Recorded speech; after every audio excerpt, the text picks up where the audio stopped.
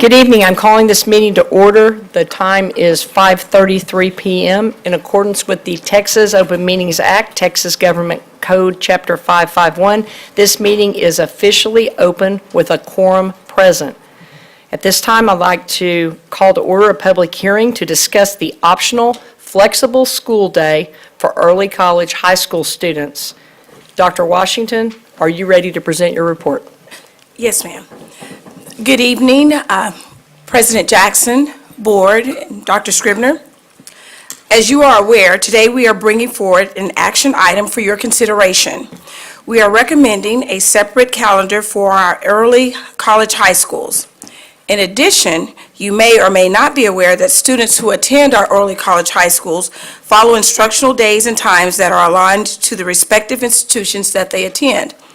As you may recall, last year, we received emails from seniors and some select juniors who graduated from the respective early college high schools in mid-May. However, in order for the district to continue receiving funding for attendance, our early high school, college high school students had to continue to attend classes to meet attendance requirements through June. Tonight, we would like to share with you an opportunity to apply to TEA for the optional flexible school day program. This will alleviate seniors from having to attend the additional 2 to 3 weeks in school in May. Secondary Executive Director Ben Leos will share the components of the optional flexible school day program for your consideration. Mr. Leos? Good evening, President Jackson, members of the board, and Superintendent Scribner. I'm here to share information and receive support in applying for the optional flexible school day program for our early college high schools. Currently, Fort Worth ISD has 4 collegiate high schools with the plans to open a 5th for the 2019-2020 school year at OD Wyatt. So what is the optional flexible school day program? The optional flexible school day program provides districts an opportunity to provide flexible hours and days of attendance for students in any grade who meet one of the following criteria. The criteria we're going to focus on is that students participate in an approved early college high school plan. Why is Fort Worth ISD seeking the optional flexible school day program? Our early college high school students take dual credit instruction that provides them high school credit and college credit at the same time. Currently under House Bill 2610, which all Fort Worth ISD schools operate under, students have to report for a minimum of 75,600 minutes.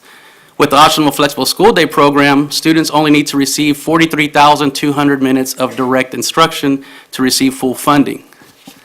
This will help us in 2 different ways. Primarily, our students can align their schedules to the academic calendar of their partnering institution of higher education. Another way that it will help us is that we will able to let the kids be released when they graduate from TCC or Texas Wesleyan University, depending on which program that they're enrolled in. What we've done in the past, as a former early college high school principal, the students graduate May 15th, but we don't release until early June, so the students are there for an additional 3 weeks, and we're having to provide them supplemental instruction that is not counting towards anything for their college graduation or their high school graduation. Thank you. With that, we will entertain any questions that you have. See no questions, Dr. Washington. Thank you. Thank you. At this time, we will hear public comment regarding the optional flexible school day for early college high school students. This will be for just the public hearing, Mr. Austin. We have your card for the later public comment. Just had questions about it. Will there be a public notice? Can you come on down to the podium and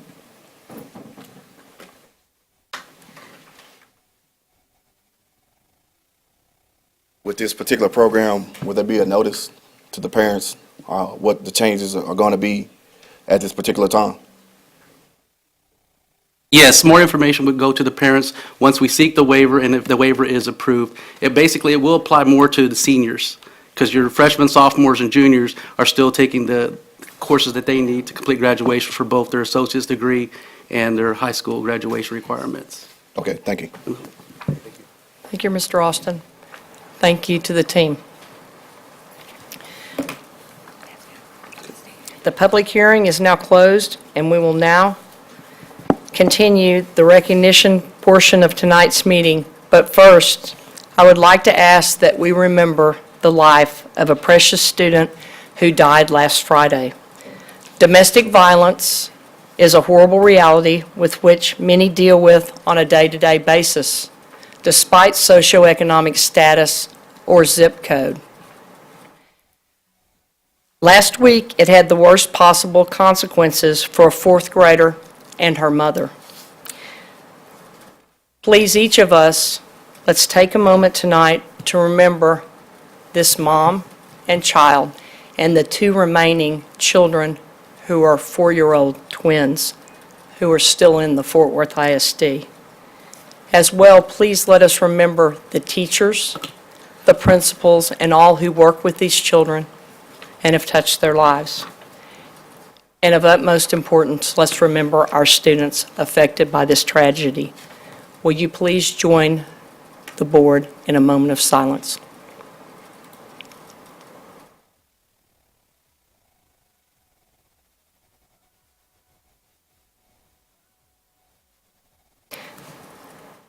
Thank you. Please continue to keep all impacted in your prayers, and please remember to use your eyes and your knowledge to observe any abnormalities in this city or anywhere you are that can help a child. We see what happens when we don't. We're going to do something just a little different this evening for our pledges. Carter Park Elementary School is here to lead us in the pledges. Their principal, Howard Robinson, will introduce those students in a moment. Joining them are students from the Leadership Academy at Maud Logan, which was scheduled to lead the pledges at our September 26th meeting, but their appearance was postponed until this evening. So we've asked them all to join together tonight. The principal at Maud Logan is Patricia Scott, and she will introduce those students in a moment as well. So let's please stand to recite the pledges together.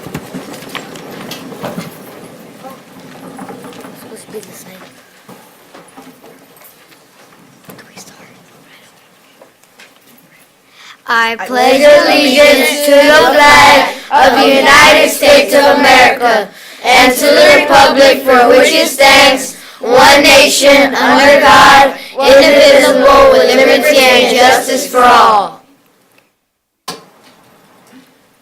Yo le doy mi Texas flag. I pledge allegiance to the Texas, one state, under God, one and indivisible.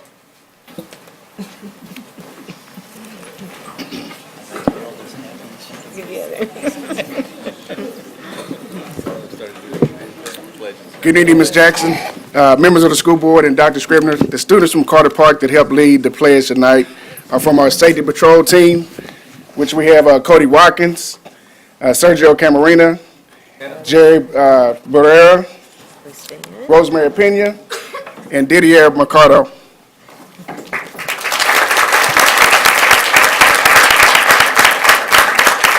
We have our leader of the safety patrol team is Ms. Watkins. If you could please stand. As well as we have Ms. Reiser, one of our teachers here, and Ms. Elliott, also here in support of us tonight. As well as my assistant principal, Ms. Schultze.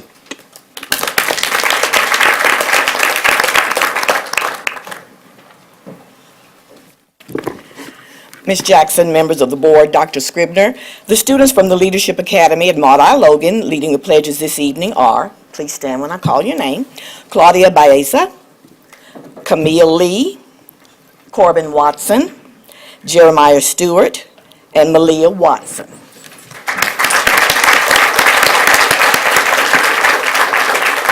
We'd also like to introduce their parents. If you all will stand. Stand up, parents.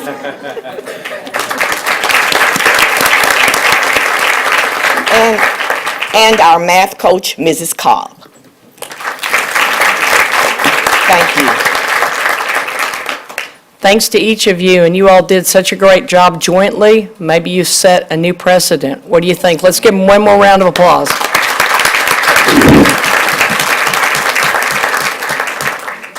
At this time, Clint Bond from Communications will help us with other recognitions we have this evening. Thank you, President Jackson. Members of the board, Dr. Scribner, our JROTC greeters this evening are from the Air Force JROTC unit at Western Hills High School, where Carrie Flores is the principal. Would you please join in thanking them for their assistance?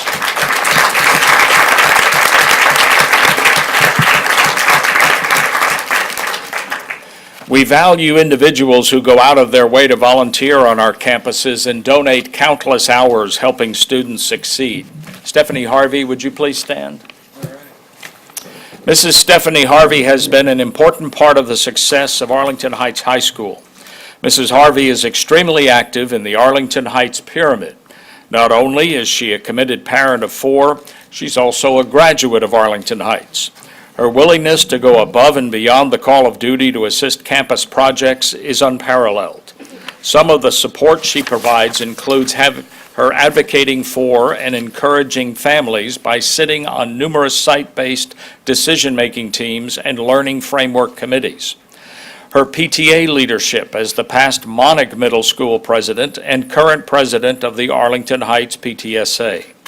Her selection to the 2017 Capital Improvement Citizens Oversight Committee.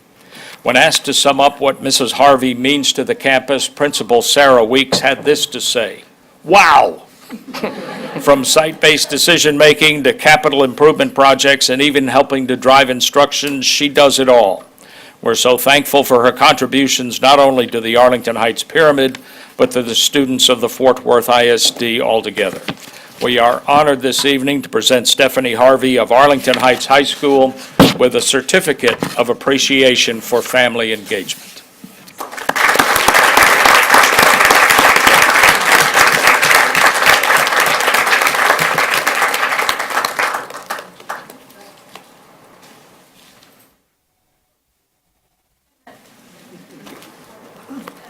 Brought my family with me. Yeah, let's get her come up and talk. This is my daughter Reynolds, and that's my grandson Jackson. This is my son Gus, my daughter Meryl, and my daughter Stephanie.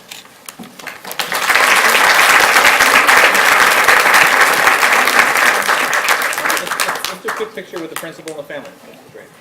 The flowers. Yes.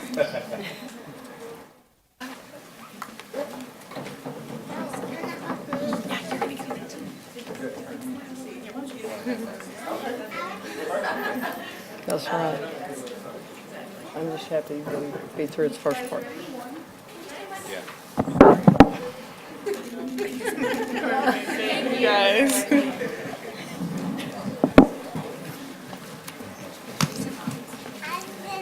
Mrs. Harvey, thank you for everything you do and everywhere you are. I think I see you almost more than some of our employees, and I see them quite a bit.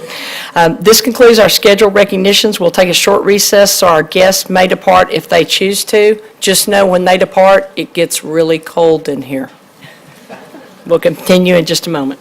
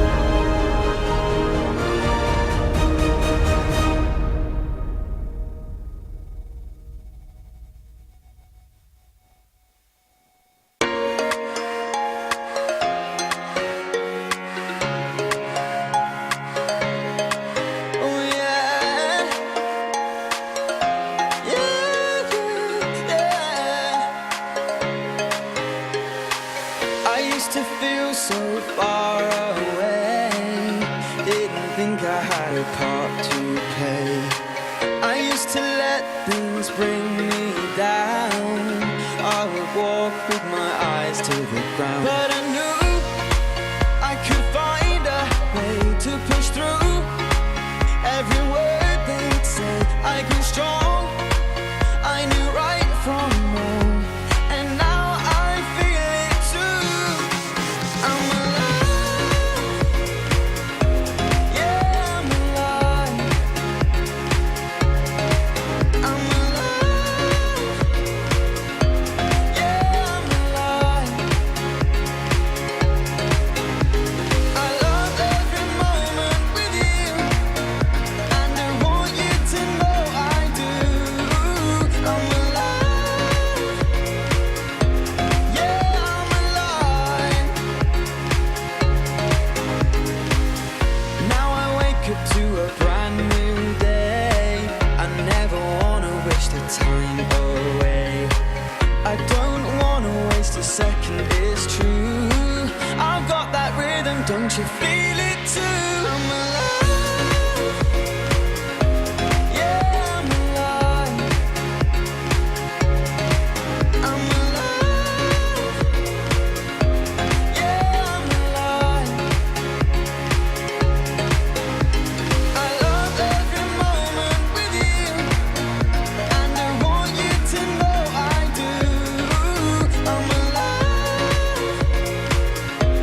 yeah, I'm alive.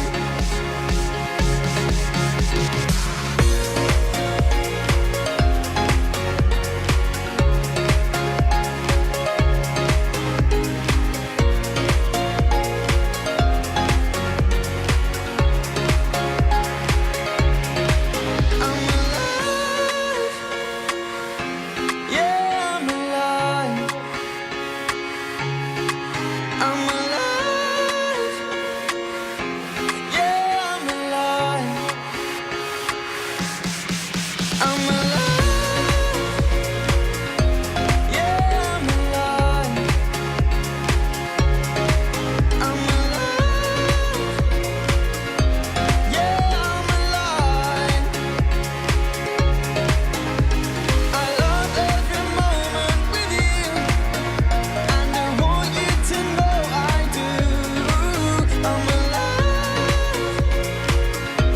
yeah, I'm alive.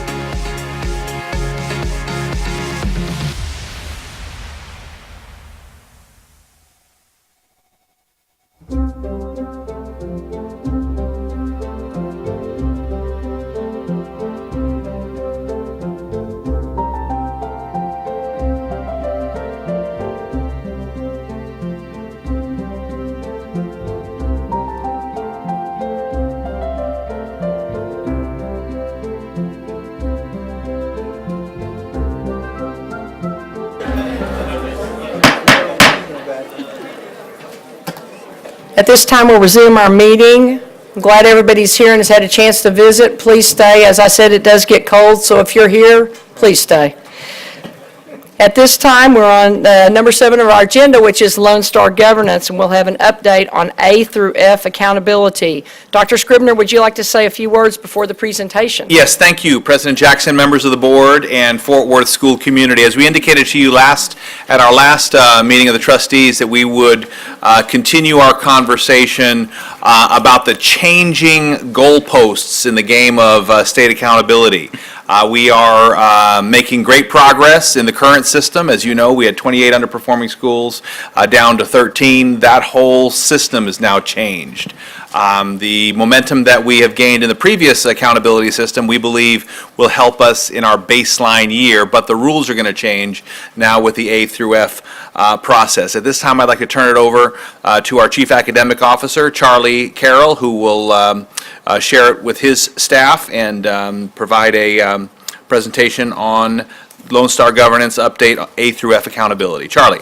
Good evening, Dr. Scribner, President Jackson, Board of Trustees. At our last board meeting, the superintendent was very intentional about providing a really interesting presentation to the board that included some components of the new A through F system that we'll be working through this year. And what we're going to do today is work through Domain 1. In our old system, if you'll remember, Index 1 was a relatively simple, straightforward algorithmic accounting of students whether they passed or did not pass the test. That was your performance measure. And as we move into Domain 1, that simple algorithmic accounting is no longer there. It is a little more complicated, and it is one of those things that we're going to take some time and do some explaining and have a conversation about Domain 1 as it comes to us this year. This will also be something that we follow up on, I think, at our next board meeting with something similar for Domains 2 and 3. But without any further delay right now, as far as the performance measures in Domain 1 are concerned, I'll turn over this presentation to Associate Superintendent Sarah Rispey, and then she'll turn over the components of Domain 1 that have to do with college, career, and military readiness to Executive Director David Sines. Sarah? All right, good evening. So, Board, I'm sure you all know that we started our STAR testing today. You've seen it up on some of our marquees, and our students and our teachers have been working hard to get ready for that all year. One of the places that we see those STAR results used is in our accountability system, but as both Dr. Scribner and Mr. Carroll have said, the way that those are used in state accountability is changing dramatically this year, as well as the system itself. So we want to take a little bit of time and look at that. First of all, this year in 2018, districts will receive A through F ratings. So the first big change is the label will change for districts this year. Campuses will still be rated Met Standard and Improvement Required, but they will be rated based on a whole different set of indicators than they were in the previous system. So we will have A through F for the district this year, and then Met Standard or Improvement Required for the campuses. Another big change in this system is that the district and each of the campuses will not get one rating, they will get 4 ratings. They will have an overall rating for the district of A through F, and then a rating of A through F for Domain 1, Domain 2, and Domain 3. In 2018, again, campuses will remain with the Met Standard or Improvement Required label, but they'll get 4 of those, and they'll be based on the new system, not the old system. So the label may be a little misleading. It'll look the same as last year, but won't mean the same thing necessarily. So they'll have an overall rating, a rating on Domain 1, Domain 2, and Domain 3 of Met Standard or Improvement Required on each of those. Those 3 domains will come together. Domain 1 is called Student Achievement, and as Mr. Carroll indicated, that's what Index 1 was called in the old system, but they're not put together the same. Domain 2 is called School Progress, and Domain 3 is called Closing the Gaps, and those sound a lot alike from the old system, but again, very different. So in the new system, we'll have the best of either achievement or progress, and then it will be combined with closing the gaps. And under state law, closing the gaps, or Domain 3, has to be 30% of that overall rating. So let's start off our conversation with Domain 1. So Mr. Carroll set me up nicely by saying that this was no longer simple, and that's true. So for elementary and middle schools, we're going to be looking at the STAR performance of our students at 3 different levels. So just to put it in an easy way, if I was a 3rd grade math teacher today and I gave the STAR test to my students, I'm hoping all of my students will score at the master's level, which is the very highest performance level. Last year, students had to get about 88% of the 32 questions on the test correct to score at the master's level.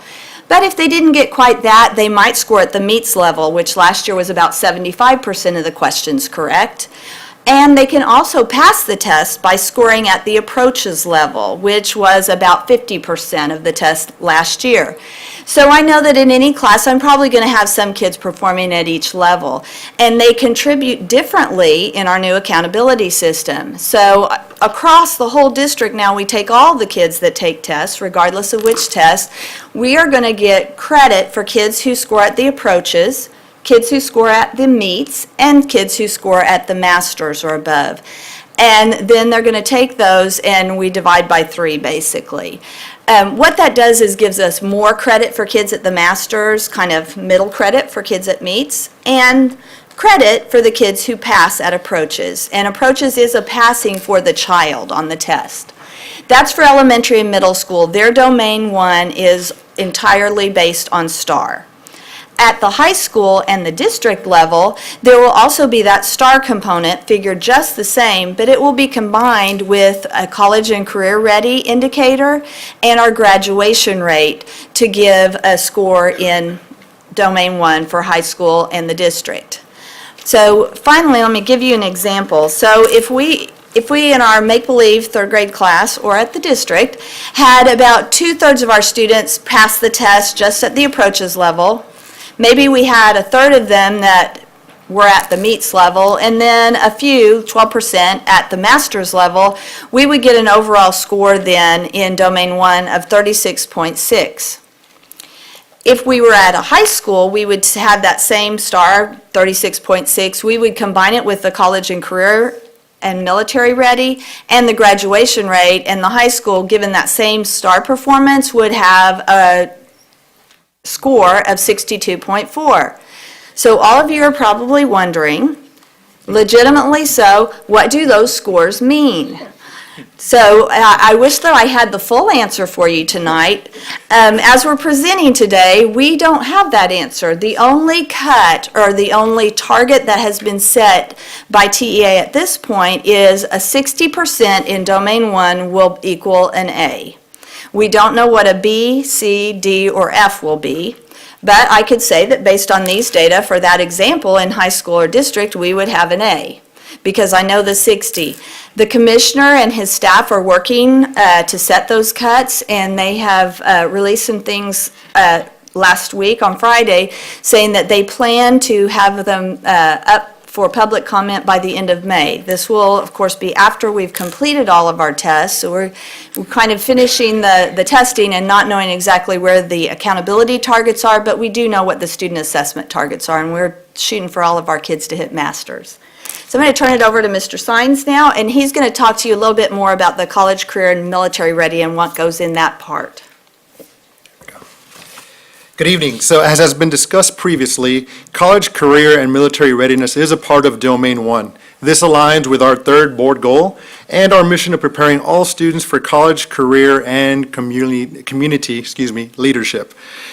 In order for a student to be considered college, career, and military ready, they must attain one of the following indicators that I'll discuss here in a few minutes.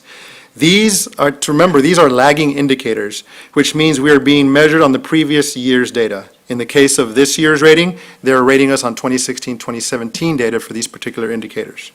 The commissioner has not set cut points for these indicators also. So we are also waiting on that information to come to see what each indicator and where will it be measured and what will be a passing, considered passing for each of these indicators. As I review each indicator, I'm going to share some of the strategies that are currently being employed.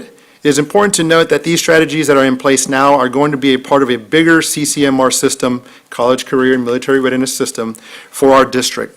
That framework is being designed currently and will support our efforts in this domain. So let's go through them. Under the College Ready section, you have meeting criteria on AP and IB exams. Our district does have AP and IB programs. Some of the strategies we're employing are our current change to the master's schedule. This will allow our students more opportunities to take advanced courses. It will align also our schedules so students we can do distance learning or we can share resources. Teacher professional learning for our teachers that are offering these courses. As we know, there's nothing better than a good teacher in a classroom for our students, so we'll continue to improve there as well. Student supports. Student supports in the form of Super Saturdays that we offer our students for study sessions, cram sessions you may call them, but also supports along the way throughout the year. And their teachers also offer support throughout the year. And of course, AVID. AVID is a program designed for students specifically to take advanced courses and get support through the AVID elective. Another college ready indicator is meeting TSI criteria. The TSI used to be the AccuPlacer. It's an exam students take to be college ready.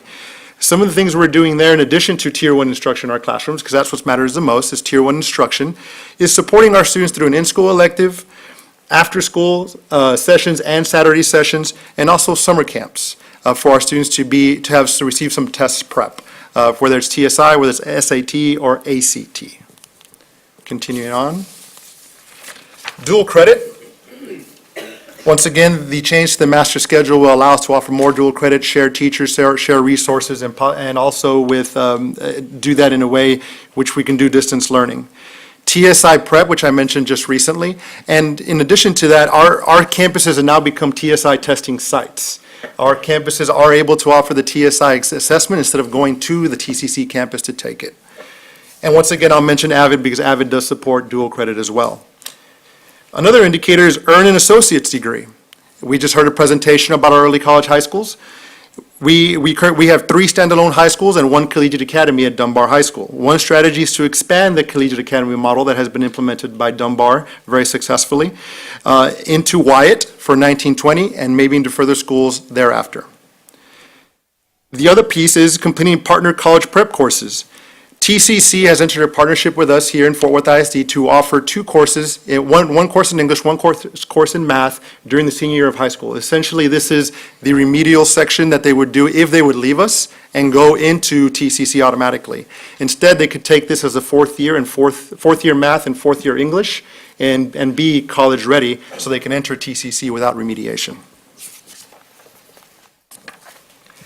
The next indicator is on-ramps. On-ramps will be new to our district this coming school year. Currently, we are set to train 70 teachers in on-ramps. On-ramps is a dual enrollment program through the University of Texas at Austin. This program will offer, similar like dual credit, will offer courses in statistics, calculus, rhetoric, history, and computer science. Our teachers will receive an intensive 2-week training over in Austin, and they will be able to come back and deliver those courses on our campuses, on our schedules, to our students. So it'll be our teachers teaching our kids, and they will be eligible for credit from the University of Texas at Austin when they complete them. The last one is a composite indicator of readiness, which we are waiting for more information on what that would look like from the state as well.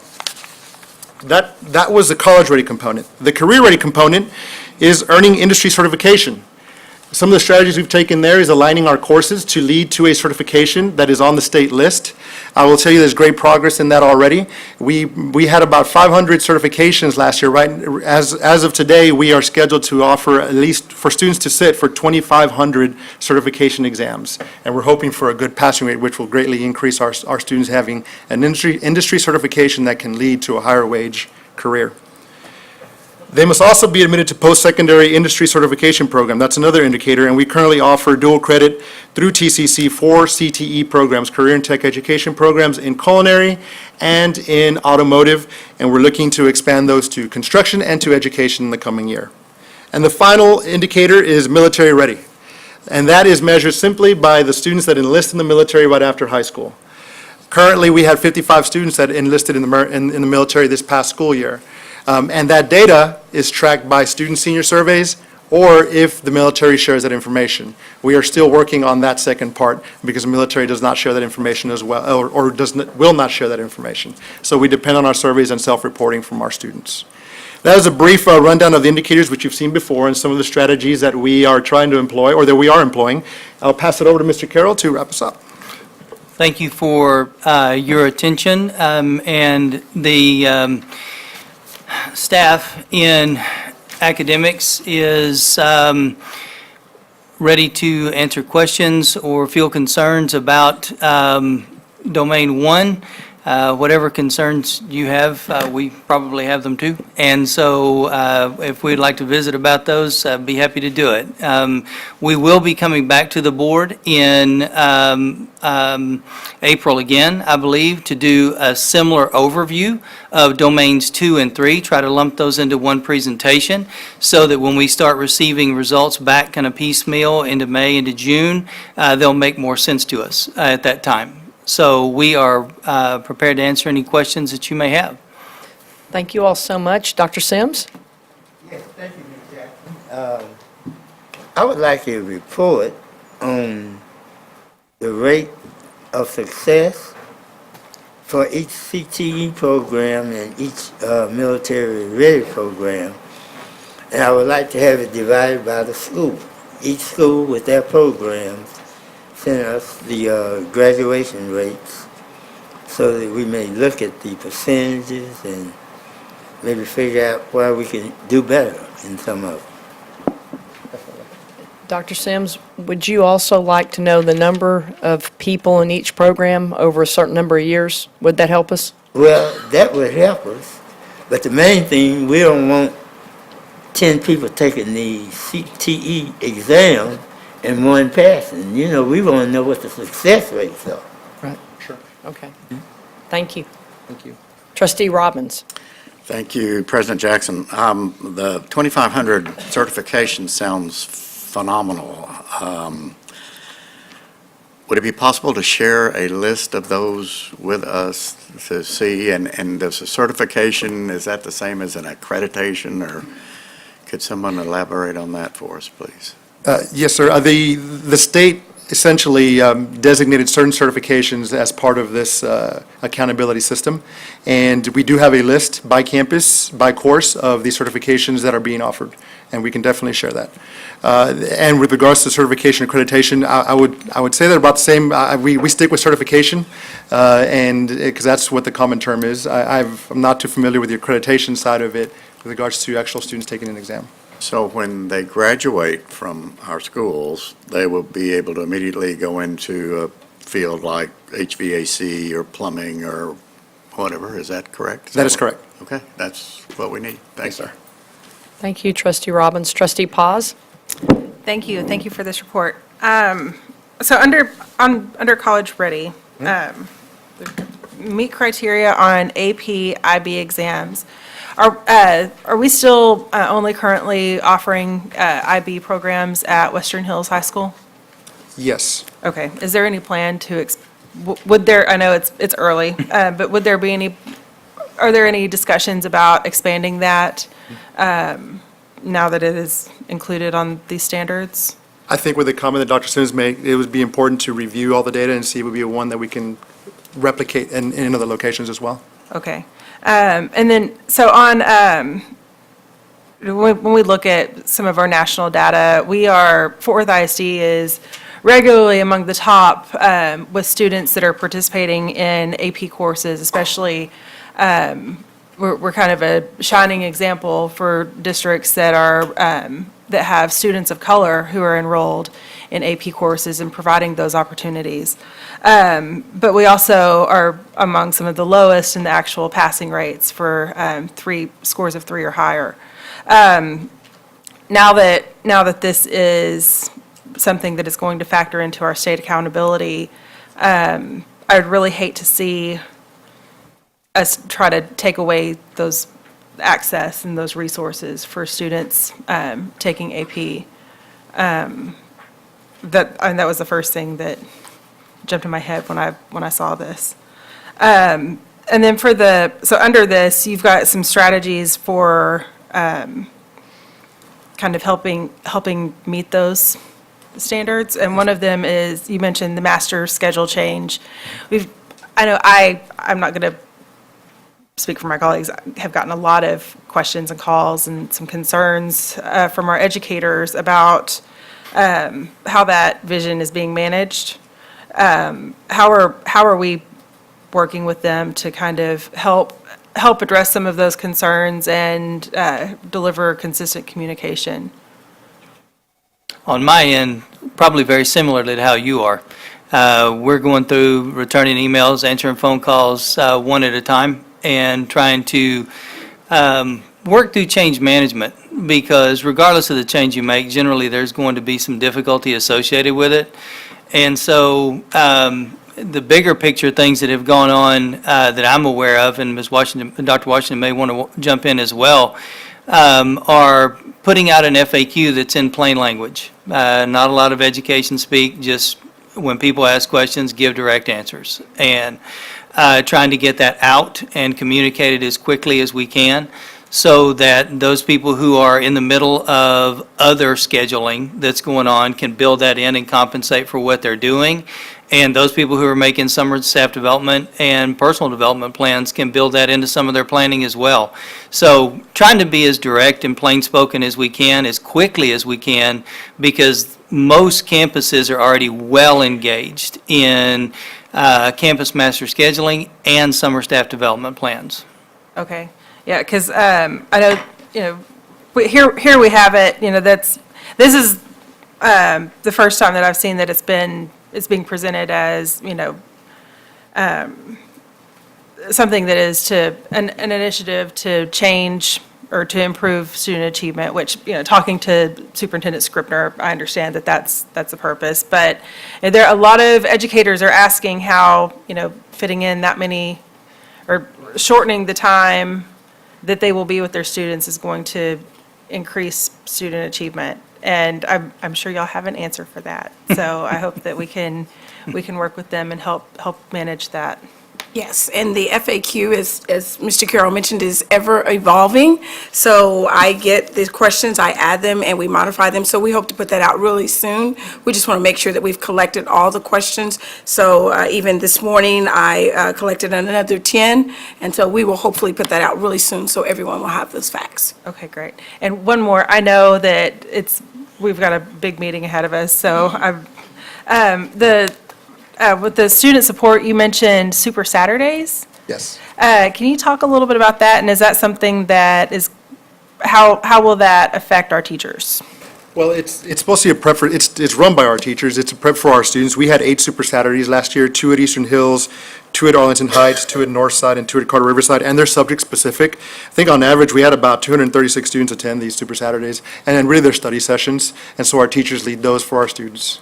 Okay, and do they get some additional reimbursement or stipend? The teachers, yes, and there's also transportation for the kids. Okay, great. Thank you for answering those questions. You're welcome. Trustee Moss? Thank you, President Jackson. I have several questions, but first, I want to say thank you for the report. I talked with Dr. Scribner because I had a concern about the community learning about the accountability, our accountability testing and the results, because I know when we get those results, and they will be in the newspaper, and the charter schools will be also announcing our results. Will our parents be ready for the announcements? Will we have done a good job in sharing the information? And he did tell me that we would be having forums. I don't know where or whatever, but I just know that we need to do a good job sharing the information with parents so that they will understand, because they are not watching our meeting. That's just a truth.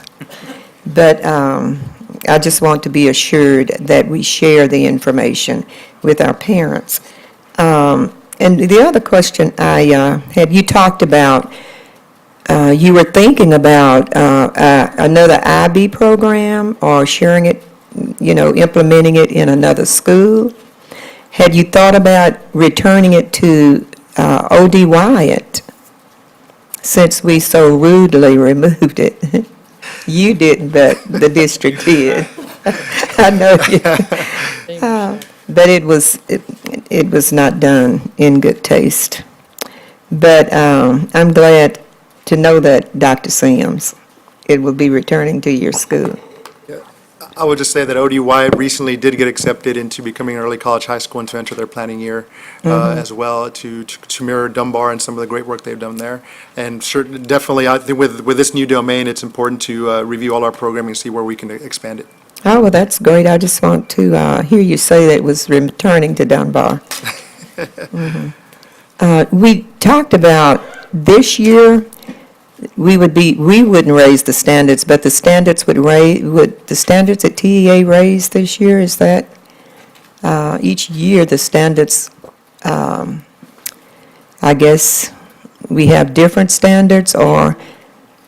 We do. We have different standards definitely this year, Ms. Moss. The commissioner has publicly committed to trying to hold those standards once the new system comes into play this year. But for this year, it will be a very large change for us. Well, he gave us a review when we were in Austin, and he seemed to be happy and smiling about it.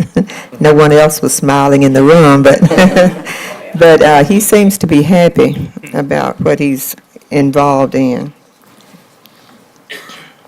Oh, and one of the statements you made about students entering college and not having to take remedial courses, I think that would really be a great, great improvement for Fort Worth ISD in educating our students, because the colleges continue to talk about the students having to spend money when they enter college on remedial courses before they actually start to work on their degree or whatever their career. And another compliment, you know these are compliments, don't you? Okay. When we talked about the number of certifications that our students will be taking exams, I think that's great, because we really improved and increased the number. So I will be interested in knowing where, what schools or wherever that they increase the numbers.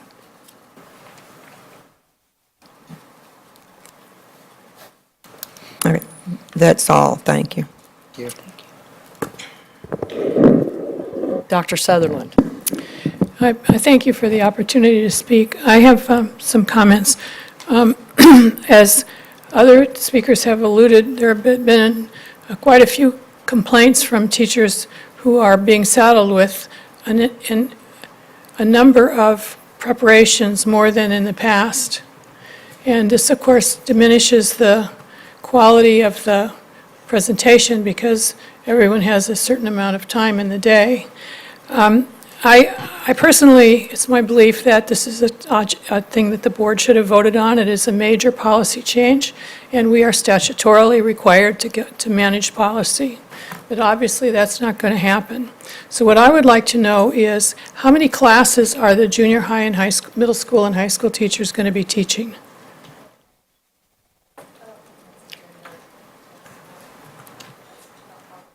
It's germane to the changing of an eight.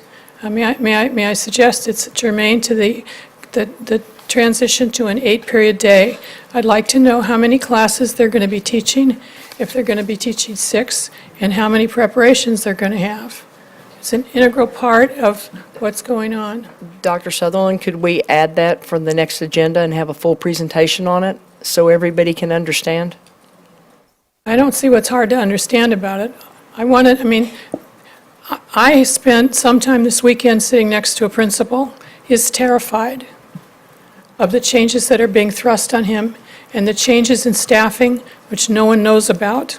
I mean, the sites do not know what the staffing is going to be. And so what you're basically is telling us, you're leaving out all these problems. And so I'll stop, but I want to say that I think that it's unfortunate that that staff does not have the answers to these questions. Okay, thank you. Not okay with me, but I'll stop. Thank you, Dr. Sutherland. At this time, we will hear public comment. Let me remind you that because of restrictions by the Texas Open Meetings Act, board members may not engage in a verbal exchange about a subject that has not been posted. We will listen and take notes, but the board is prohibited from responding to any inquiries made during a board meeting on any topic not posted on the agenda. However, the board may reply with 1, a statement of specific factual information given in response to the inquiry, 2, recitation of existing policy in response to the inquiry, or 3, direct the person to visit with staff about the issue. While the board listens to concerns of a general nature and issues of common and individual concern, the board will not hear complaints about specific individual employees or public officers during the public comment session. Speakers shall refrain from mentioning names of individual employees or public officers during their comments. Any employee, parent, or other member of the public is asked to comply with the appropriate grievance policy to have a complaint heard pursuant to the applicable board policy. In accordance with the board policy BED local, speakers shall have a 3-minute time limit, and we ask that you please observe this rule. Furthermore, a speaker may not relinquish his or her time to another speaker. Delegations of 5 or more persons shall appoint 1 person to present their views before the board with the time not to exceed 5 minutes. This evening, we have 3 speakers. The first speaker is Sarah Day Valdenebro.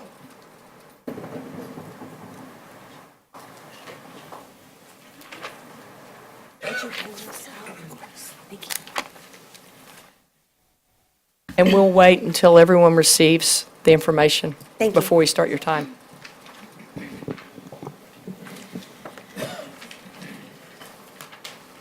Thank you.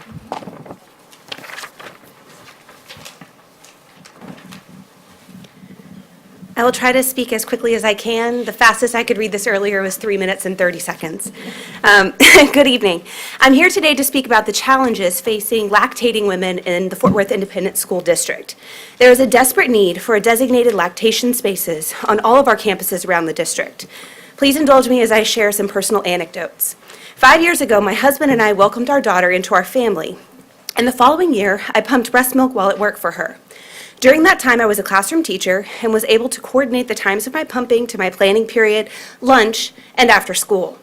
During that school year, there were 5 incidents in which a custodian walked into my locked classroom after school while I was pumping, even though there was a sign posted indicating that no one was to enter. Pumping breast milk is a very exposing process requiring most women to sit without their shirt, attached to machinery, for about 20 to 30 minutes. You cannot easily move or cover yourself if intruded upon. Another teacher on my campus had a substitute walk into her room and all the way to her desk while she was expressing milk. He was wearing headphones and could not hear her telling him to stop entering the room. Her room was also locked with a sign. Frequently, teachers attend trainings on other campuses. Many times, we must resort to asking multiple people if they know of a space that can be used. One time, that resulted in my using a chemical storage closet, which is probably one of the least safe places to pump breast milk. Additionally, there are many times during testing, for example, in which classrooms are inaccessible and an alternate location must be sought. Excuse me. There's a large body of research demonstrating the benefits to businesses of supporting employees as they breastfeed. I have some materials that speak to this, but I will attempt to quickly outline some of the important points for you. Approximately 70% of employed mothers with children younger than 3 years old work full-time. According to the U.S. Department of Health and Human Services, the percentage of infant illnesses requiring one-day maternal absence from work is 25% for mothers of breastfed infants, while it's 75% for mothers of formula-fed infants. This would also apply to the attendance of our parenting students who choose to breastfeed. Additionally, there are significantly reduced healthcare costs. For every 1,000 babies not breastfed, there were 2,033 extra physicians' visits, 212 extra hospitalization days, and 609 extra prescriptions for just 3 illnesses alone: ear, respiratory, and gastrointestinal infections. Mutual of Omaha conducted a study that found their lactation support program led to a retention rate of 83%, compared with the national average of only 59%. Another study of several companies with lactation support programs showed retention of 94.2%. A New Zealand study estimated $75,000 in savings for each employee who returns to work after maternity leave due to not having to hire, train, certify, etc., new employee. The Fair Labor Standards Act requires employers to provide reasonable break time for an employee to express breast milk for her nursing child for 1 year after the child's birth time. Each time such employee has a need to express milk. Employers are also required to provide a place other than a bathroom that is shielded from view. Can I leave this? You can read the rest of it? Okay. Sorry. Mr. Ed Austin and Mr. Cleveland Harris.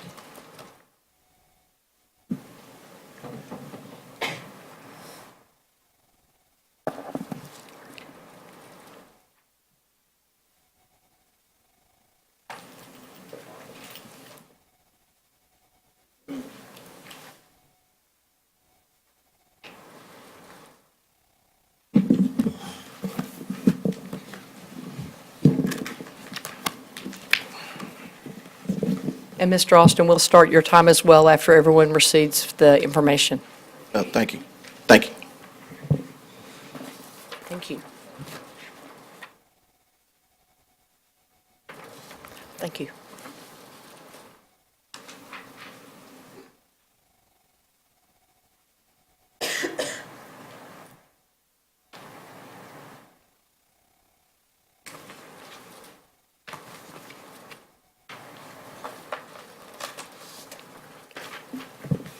Good evening. I'd like to say good evening to the superintendent, president, and the rest of our board members. The crisis of excessive suspension with the Afro-American children as they have data passed out, as I spoke to Patricia Hardy, and she expressed to me that things that are put in place by state legislation of House Bill 674, that these type of things that shouldn't happen. The forum and the summit that we had was somewhat great, but everybody in the community does not know what's going on. We spent approximately a little over 90 days dealing with this bathroom situation. I think it's a general duty for us to address this throughout this community, because this type of thing, the underlying to the whole thing of not understanding the situation. Black girls are often 6 times more suspended than any other group of young ladies, not only here in FWISD, all throughout America. Shows like Orange is the New Black tells us this. Also, we must understand the stereotypes of the whole thing. The underlying is racism and sexism that comes to these socialistic problems when it comes to dealing with our young black girls. Most times we look at our black girls being hyper promiscuous, hyper assertive, or sometimes we can shape the attitudes of our teachers and our administrators. Okay, also we look at these clinical studies that was done through the American Policy Forums and such as have talked about the system that teaches that doesn't teach the African as a higher level individual. And that's the main problem. And we still struggle in our district with the 3 C's, and that's curriculum, communication, and culture. We cannot idly sit back and just blow this up under the rug. For one, we haven't came to the community and asked us, how did this happen? Why did this happen? Why is this 62% of these girls being suspended? And that hasn't been answered. We are demanding that we want to answer. We got to have an answer. We got to have forms. We got to get information from the parents. Me and Mr. Harris have told you the numbers. What's happening? The prisoner pipeline is the base of this. So therefore, we are not going to allow our young ladies to go to the prison system by criminalizing these young ladies. So let's come up with a better plan. Let's have the forums. Let's go like we did with the bathroom situation to get this resolved. We have to get the parents involved. That's the only way we're going to get this resolved. But we can't allow this to happen because we have no assurance that it has stopped. Nobody has addressed me or the community that this will stop. We need to change in policies. We need to change because what's happened is that the law wasn't implemented. HB 674 is there. So we have to go up under those guidelines and rules and regulations. Thank you, Mr. Austin. Thank you. Mr. Harris?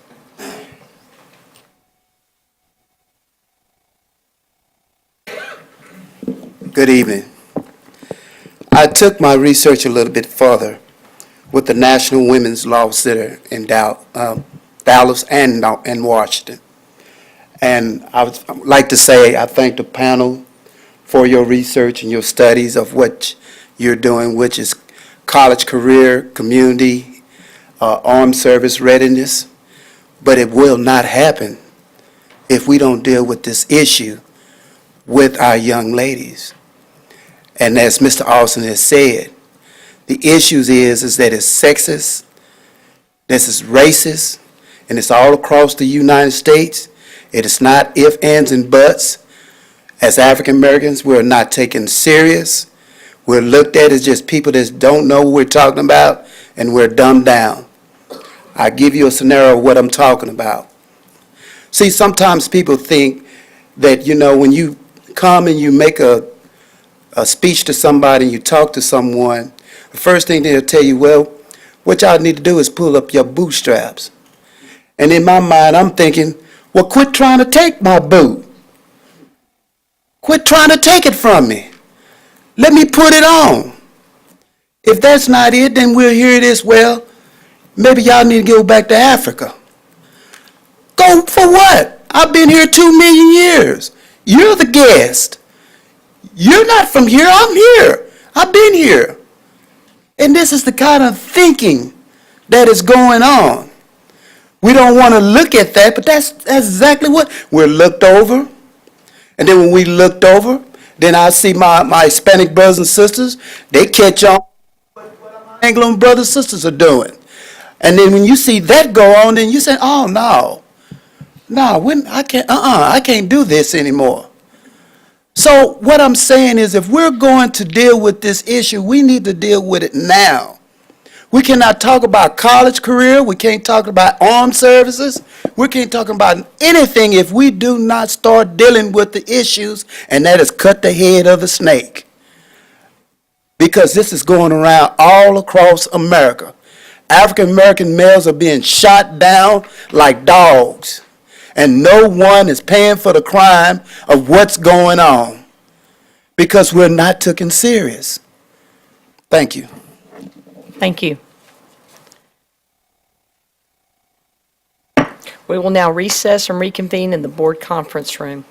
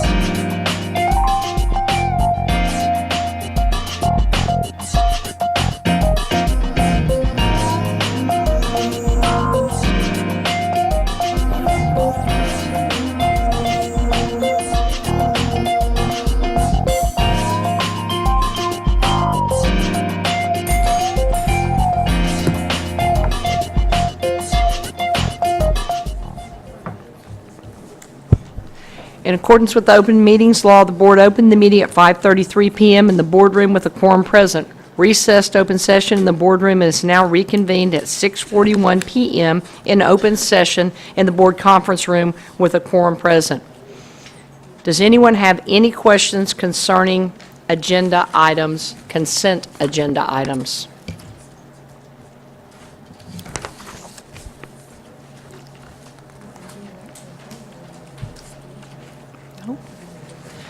No questions. And we will move on, and we will recess, and no one will have a DBT. Oh, wait. Dr. Sutherland, I did not hear you. No, I'm okay with all this. I just wanted to make sure. Okay. Thank you for your patience.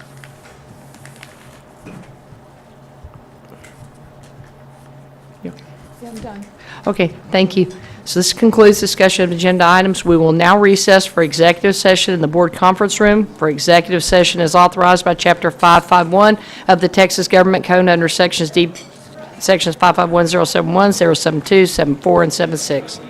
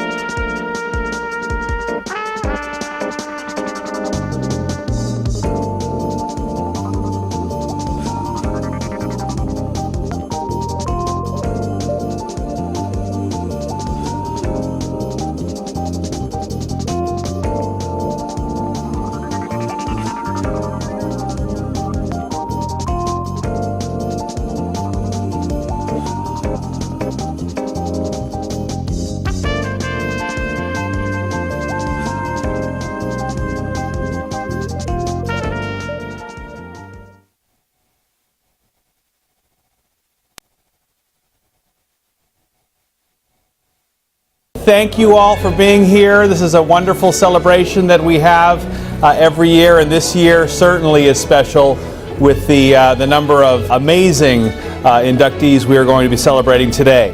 It's always great for me when we come down the hallway here to see new visitors come to this building, because they're drawn to the Wall of Fame. It's a diverse group of alumni who have excelled in a very diverse set of fields. What they do have in common, however, is a Fort Worth ISD education. And it's my honor now to announce the newest members of our Wall of Fame. Dr. Licia Crumpton Young loved math and science. Lucky for her, a new engineering magnet program opened up at Dunbar High School in time for her sophomore year. Dr. Crumpton Young is now Vice President of the Research and Institutional Advancement Department at Tennessee State University. Her sister, Cassandra Richardson Wilder, is here to represent her, and if Cassandra could come forward so we could celebrate her success. Thank you. Fisk Hanley graduated from Paschal High School in 1938. With the start of World War II, he became an aviation cadet. In January 1945, his crew began bombing missions over Japan. In late March, they were shot down. His horror had just begun. After parachuting from the plane, he was held prisoner for the next 5 months. If you call him a hero, he'll tell you he's a survivor. And we're honored to add Fisk Hanley to the Fort Worth ISD Wall of Fame. Congratulations to you. Congratulations.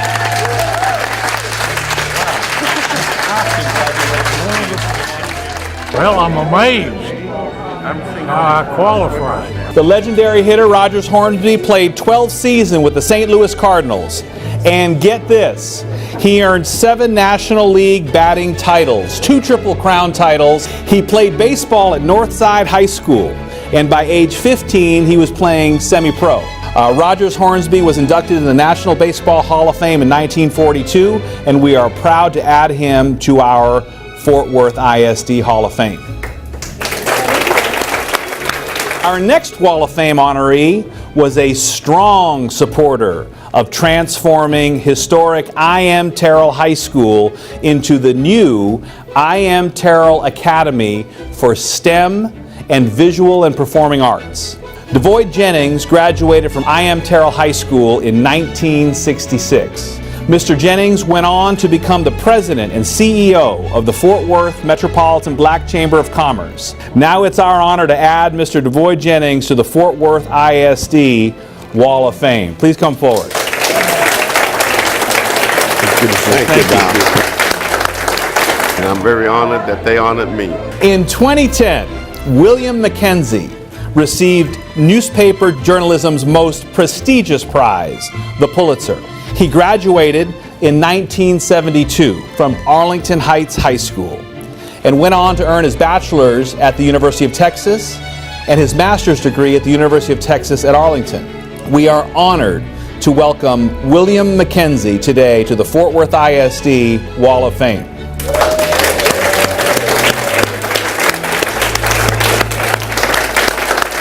Didn't think I'd be here. It was great. Arlington Heights senior Ronnie Mills returned victorious from the 1968 Summer Olympics held in November of that year. He won the bronze medal in the 100-meter backstroke. He was also part of the U.S. relay team that won the gold. He became a 3-time All-American at SMU and was inducted into the International and Swimming and Diving Halls of Fame. Welcome to the Fort Worth ISD Wall of Fame. Congratulations to you. Congratulations. Congratulations. It's a real special day for me, and I'm very humbled by it. Rebecca Ann Naylor says she was 13 when God called her to medical missions. After graduating from Paschal High School in 1960, she went on to Baylor University and Vanderbilt University School of Medicine. She became the first female resident in general surgery at UT Southwestern Medical Center and Parkland Hospital in Dallas. In 2016, the American College of Surgeons awarded her the Surgical Humanitarian Award. And Linda Gregory is here to represent her. Linda.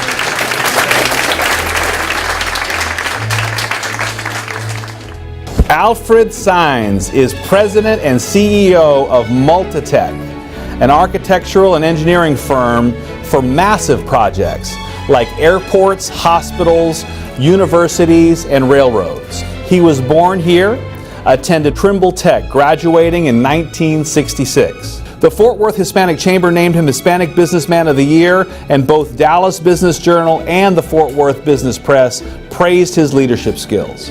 And now, Alfred Saenz is also a member of the Fort Worth ISD Wall of Fame. Alfred, congratulations, brother. Thank you.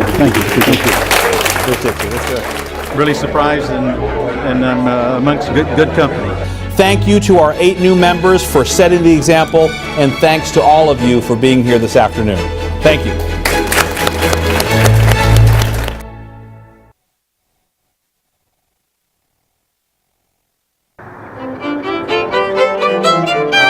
How are you? I want to welcome you to the 2018 Fort Worth ISD Campus Teacher of the Year recognition reception.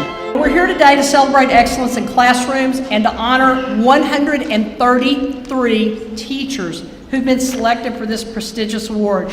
You are leaving an heirloom for the next generation. We just want to say thank you from the bottom of our hearts for the service that you do every single day. Teaching is the only profession that creates all other professions. Teachers, in fact, are the most important assets in our community, investing in our students for the future. This year, we have a mother and son combination who both are their Campus Teachers of the Year. Debbie Reimer and her son, Zach. Now, for a little door prize fun, before Ms. Jackson announces the 10 finalists for District Teacher of the Year awards. And the final gift is a $1,000 travel voucher, courtesy of the United Educators Association. May I have the envelope, please? The Fort Worth ISD Elementary Teacher of the Year finalists are Stacy Behringer, Western Hills Primary; Andrew McKenzie, North Highmount Elementary; Isabel Moore, Charles E. Nash Elementary; Lauren Ruth Bonnie Bray Elementary; Laurie Stillwell, Burton Hill Elementary. And now for the Secondary Teacher of the Year finalists. Alexandra Chekhov, Applied Learning Academy; Megan Go, McLean Middle School; Zach Reimer, Holly High School; Orion Smith, Arlington Heights High School; Samuel Wilson, Southwest High School.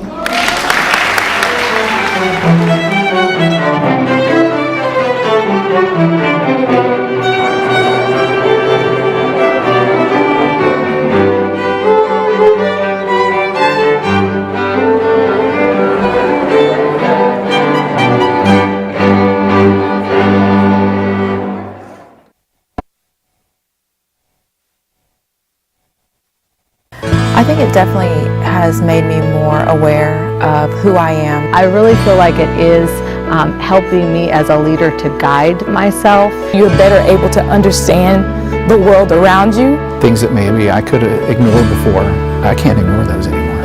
It's pointing light and it's focusing on the individuals that have been left out. This is the one conversation that we had not had. To be very explicit and, as we say, unapologetic, and talk about race. This is a very complex, very difficult concern and issue that we're facing, and it is not unique to Fort Worth ISD. I could say 4.5 years ago, I don't know if we could have talked about race in the manner that we're doing today.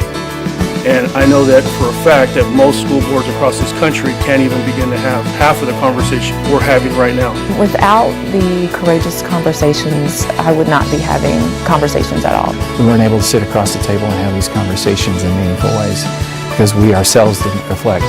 And race is the most pervasive issue that affects all areas of our society in the United States of America. You need to recognize race and what role that race plays in whatever, if you're teaching or you're the principal of a school. We have to look at our systems and so what role does race play in why we establish whatever we're doing in that manner. It's an important issue that our superintendent has led the charge. Just like support must precede accountability, courageous conversations must precede courageous leadership. It's been an amazing journey to kind of watch leaders in our district really take up the mantle of really educating all students and putting the emphasis on all.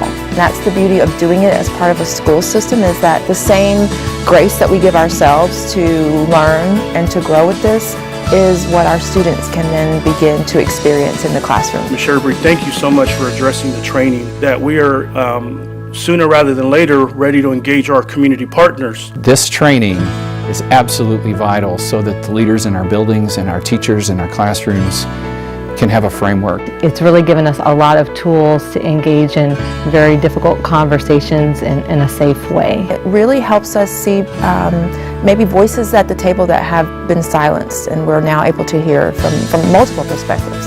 The tools to do that on a grand level, I think, is empowering teachers and administrators to really be the voice and the advocate for their students. I hope that our district can be one of the leaders, not only in the state but in the country. I think a lot of the conversations that we've had in the past, we danced around the issue.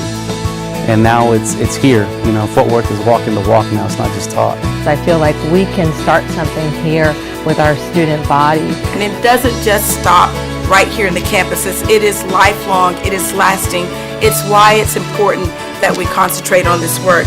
The leadership is there. We have an entire division dedicated to not only excellence in education, but the equity in bringing that excellence out in our schools and teachers. Change is constant, and if you're uncomfortable with it, you might be the issue. If you're not on board, then this isn't the place for you. Equity, not equality, is what we're discussing. That we're mindful that we now know the difference and we know how to define race, ethnicity, culture. That is what we're fighting for and really advocating for every day, is that equity is a part of every department in this district, that it becomes the culture we live in. Everyone delivering instruction to all students. I hope that all of our students feel valued. In a perfect world, racial equity looks like the fabric of society. Racial equity in my mind would be that we no longer have to have this conversation. It wouldn't even be an issue. We wouldn't have to talk about it. It would just be.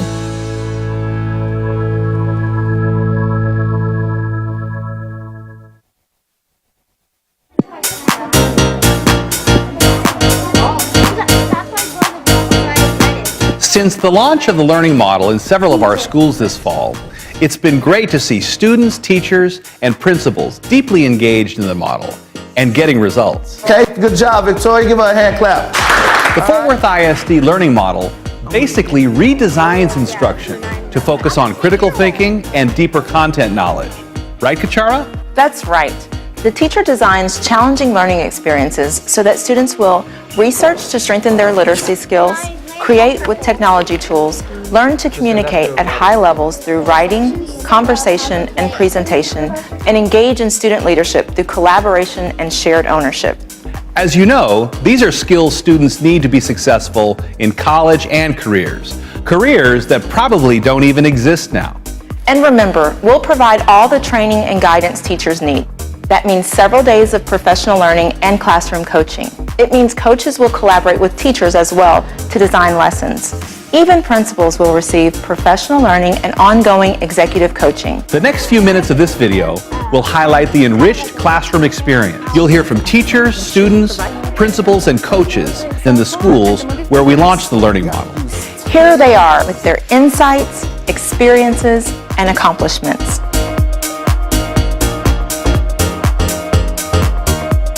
At first, it's a paradigm shift, it's a mindset shift. So I'm not an expert in front of them.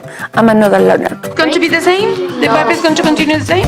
So it's a whole new way of thinking and designing lessons and then implementing those lessons. It shifts the focus of instruction to who it truly should be centered around, which are the students. This way, it makes it more fun for kids. It's very effective. I've seen massive improvements. There are 4 stages of the learning model, and they're all interactive. The teachers can start off a lesson with a challenge or a hook. So she poses a challenge. The challenge for today is to find what is the Latin root and its meaning in all these words.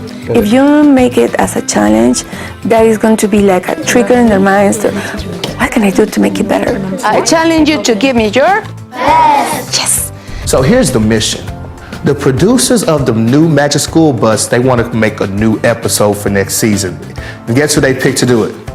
You guys. And they have to collaborate with each other to figure out this challenge. You guys are going to be researching what we need to create a quiz. You do 4? It's more intentional. You are really focusing on the challenge. Make sure the challenge is purposeful. You're kind of beginning with the end in mind. This is a comet because it has a tail on it? Yeah, I agree. There are really 4 components. The only way to actually do it successfully is if you learn how to weave them together. They have to know how to work in groups.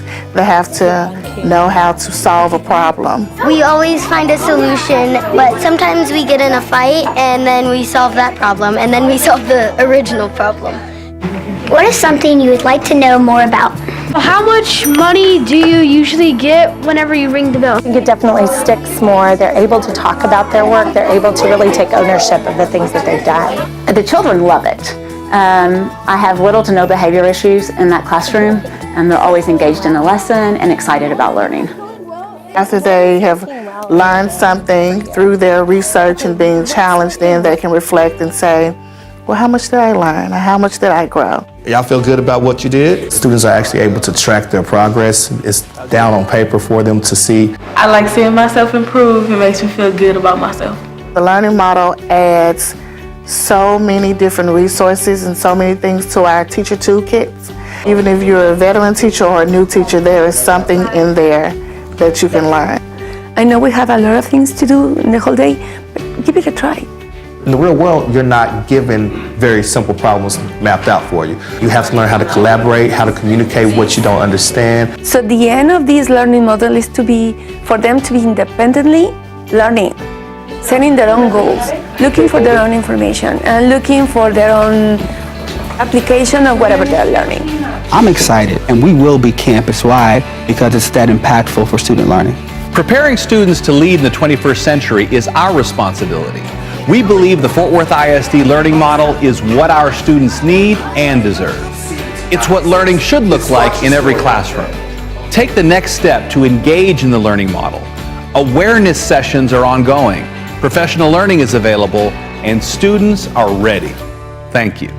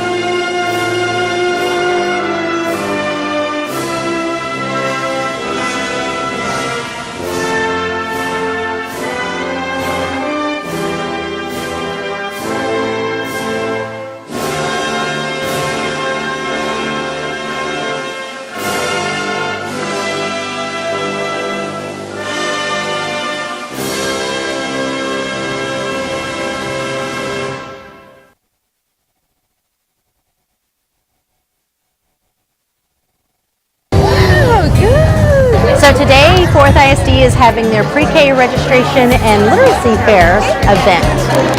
One of the things this year is that we've gone online with our registration. Our online registration is easy, it's quick.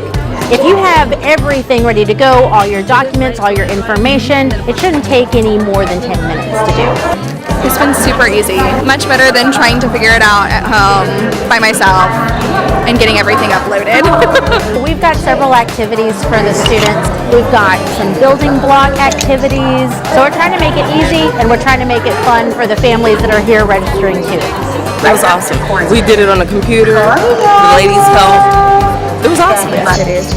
Everyone is here just working together to make sure that parents get what they need and get the help that they need, and the students are able to get registered and just have fun.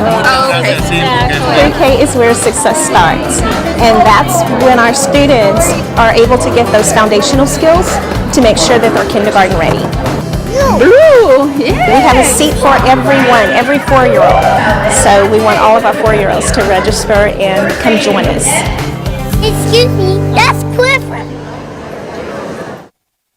What grade are you guys in? I'm in pre-K. You're in pre-K? So what do you like about school? What did you learn this week that was fun? My tools.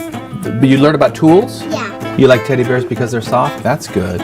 What do you like the best? I like centers too. Why? What kind of centers are there? There's Home Center. Home center? Yeah. Art Center. Art center? If I was an animal, you know what kind of animal I'd like to be? What? I would like to be a Cheetah? A horse. What? Yeah.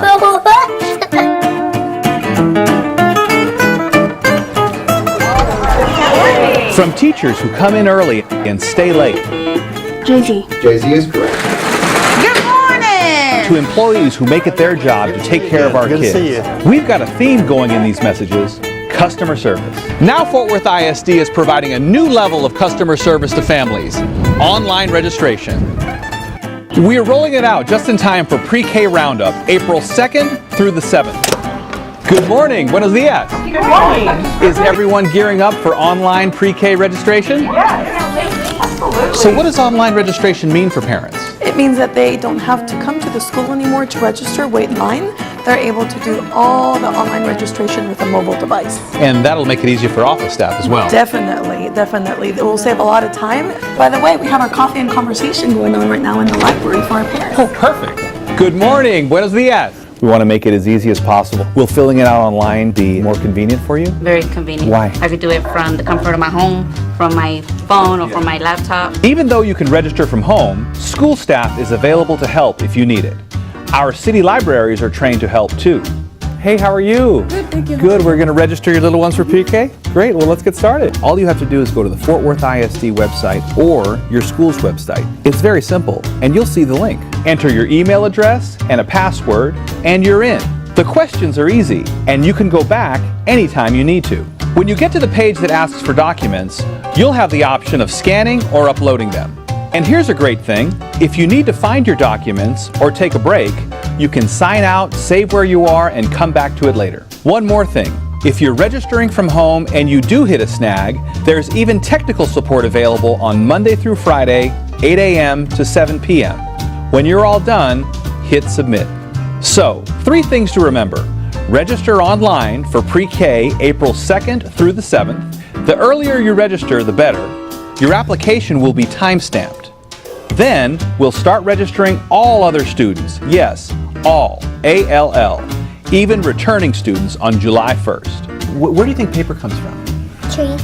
From trees. Oh, you're absolutely right. We're saving paper and what we all need more of, time. Congratulations, they're in. Yay!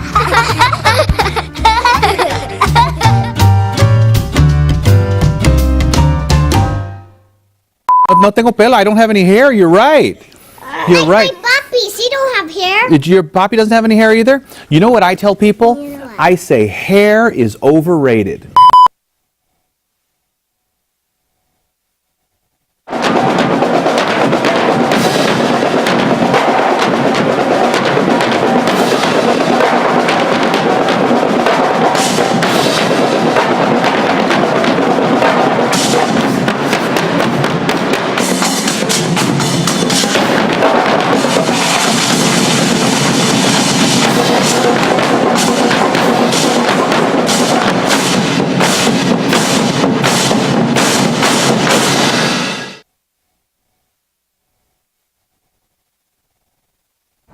Our school is surrounded by 4-lane roads, which is very dangerous, and we would like a safer way for the running club to be able to cross. So last year I was lucky enough to get a group of students to motivate and decide that they were going to solve this problem for our entire community. Once they decided that it was going to be an applied learning project that they were going to take on for real, there was no stopping them. You know, maybe we should visit the city council, maybe we should write letters to the mayor. What do? We had to convince the people from the city that it was important enough for our school to get a crosswalk, and we had to convey the importance of our school getting a crosswalk to the board so they would actually fund it. So I'm surprised that somehow in my ancient history class we produced a set of like mini urban planners. It is amazing that they came and they talked to us and they presented their ideas. It's not like we're begging, we have to come find you. They came to us and they listened to us. Right here is fine. At first, you have to make sure there's no cars coming from the direction, and then you have to run across and wait at the midway until there's no cars that you can see, and then you have to run across to the park. All right, go, go, go, go, go. They're moving really fast. It's 2 fast lane roads, and we don't have a way to go there, so we need like a police officer. We have to stand and escort the kids. I thought before this project started, I had this vague idea that people do things. You know, experts do things, but it turns out that it's just us. These middle schoolers are they're a model for all of us.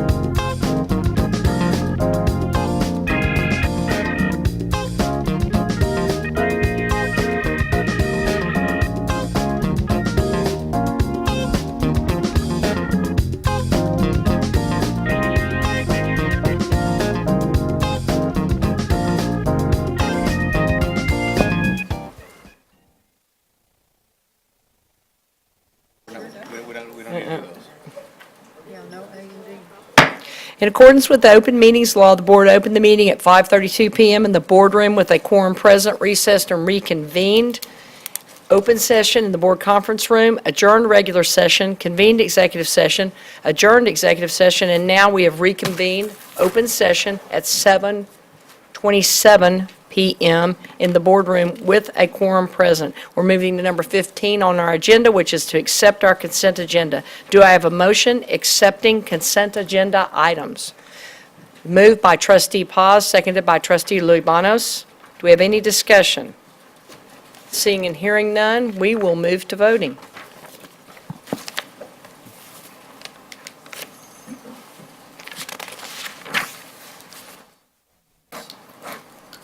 And the motion passes unanimously, 7-0.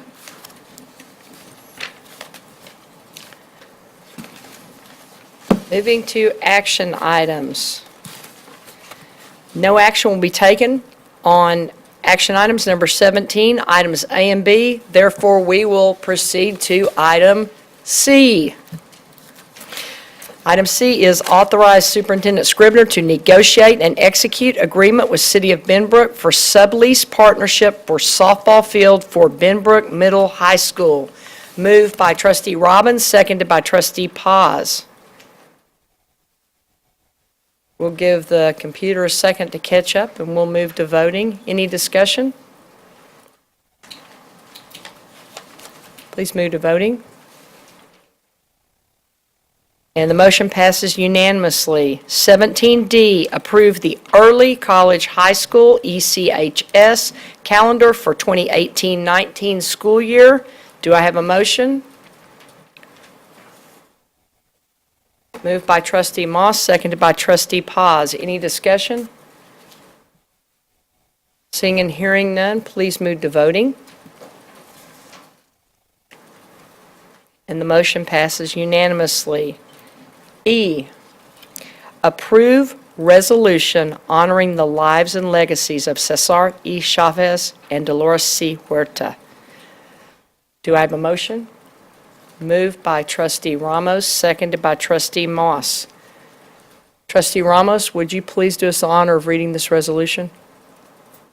Absolutely.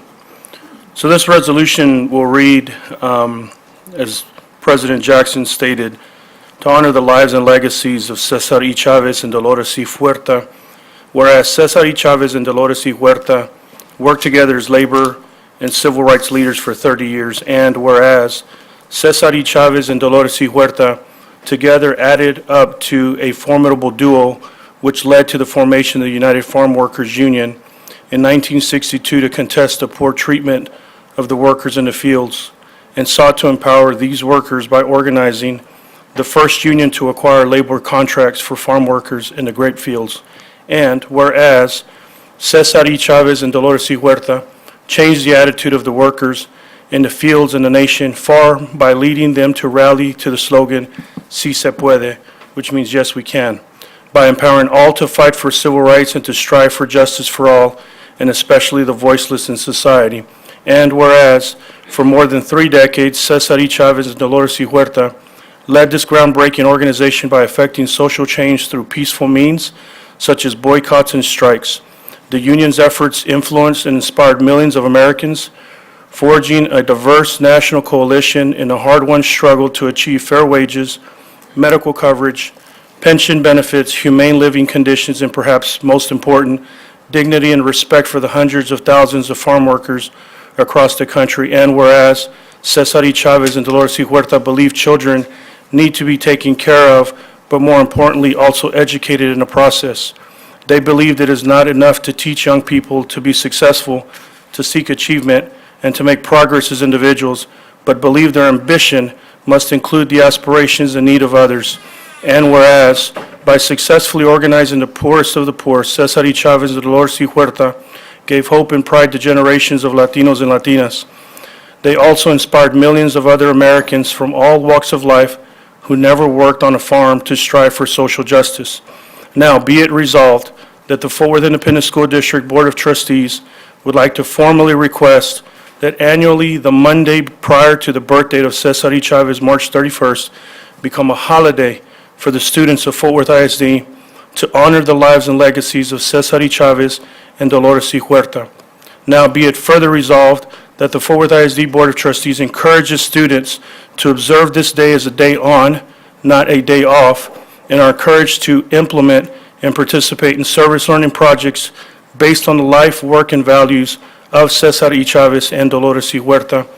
Now be it further resolved that revisions to all 2018-2019 district calendars reflect the Monday prior to March 31st as a student holiday, honoring the lives and legacies of Cesar Y. Chavez and Dolores Y. Huerta. In addition, all future calendars shall reflect this change.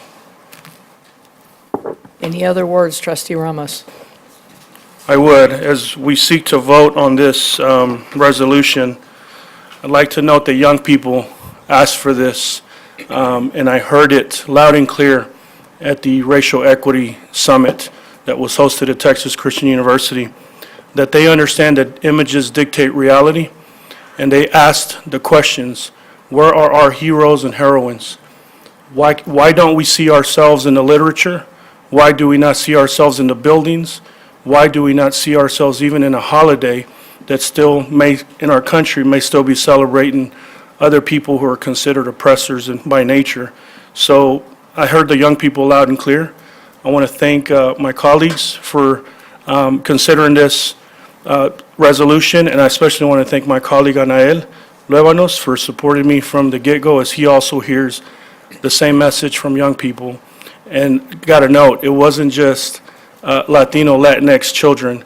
It was young people at the summit of all different backgrounds. Thank you. Thank you, Trustee Ramos.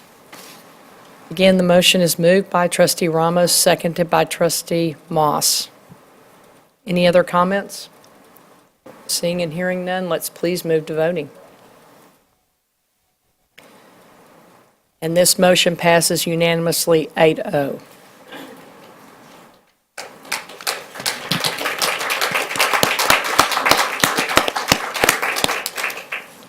At this time, we're going to move past number 17 and move to 18, comments by board members or superintendent on current district activities and announcements. Are there any comments at this time? Dr. Sutherland?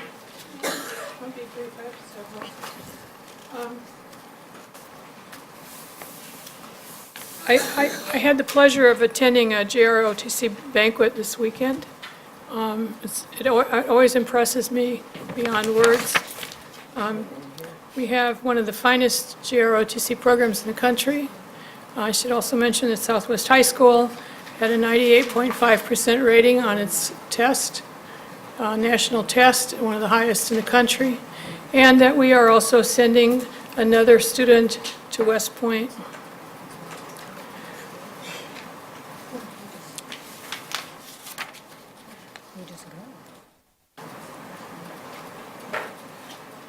I think that's all I have. I wanted to thank staff for getting documents to me with very little lead time.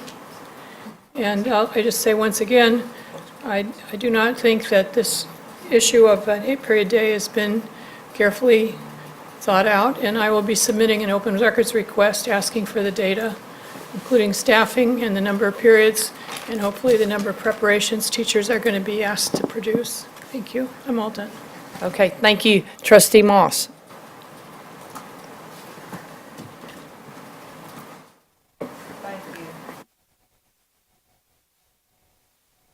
Thank you, President Jackson.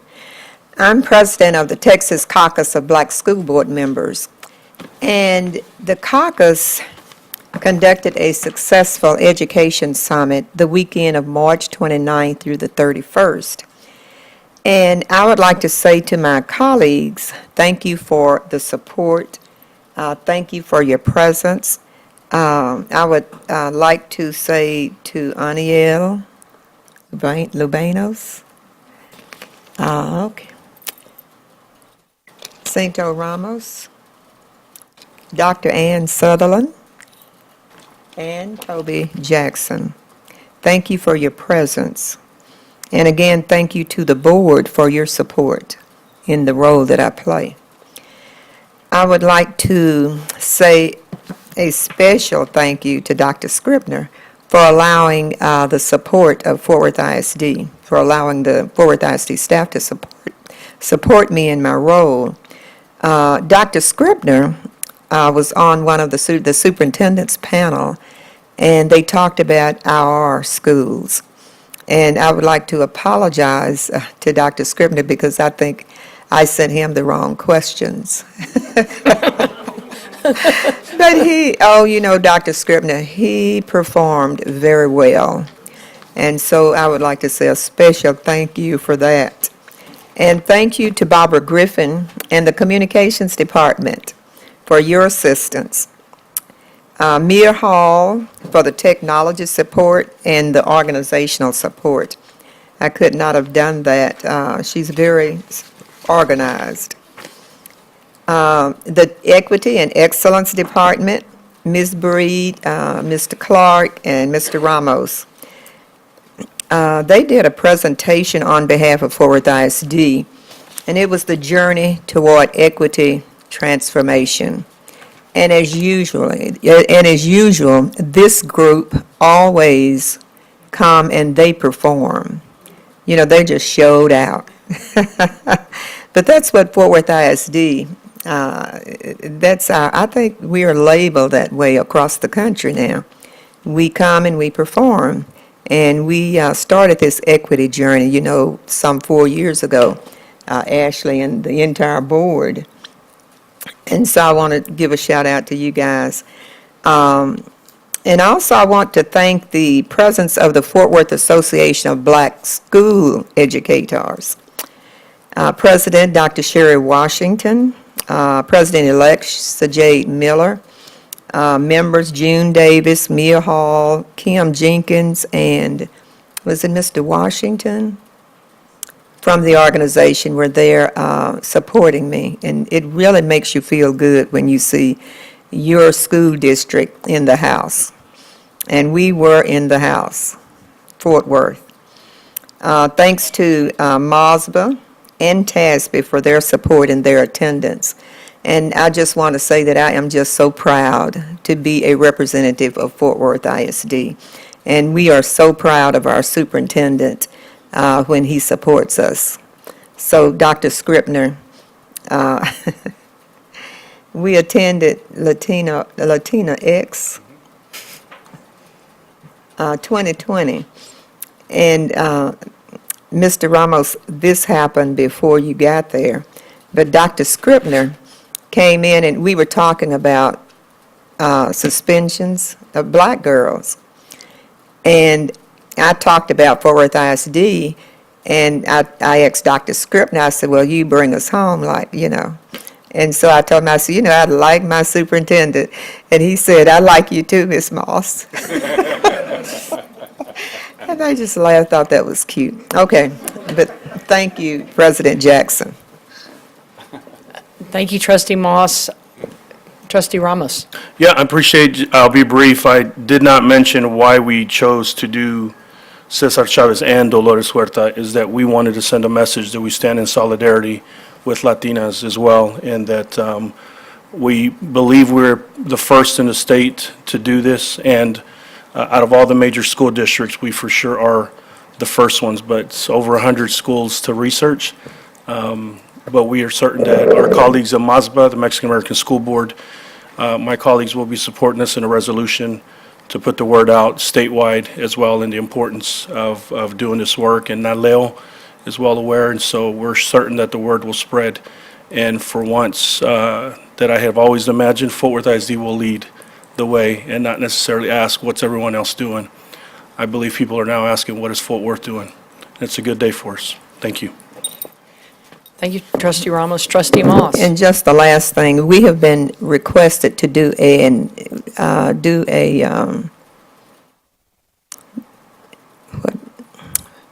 MASBA and the caucus. They requested us to do a equity summit together for TASB. It took us several years to get TASB to recognize we had a problem here with equity. I think it's been 4 years, but now I think some of them are becoming woke? All right.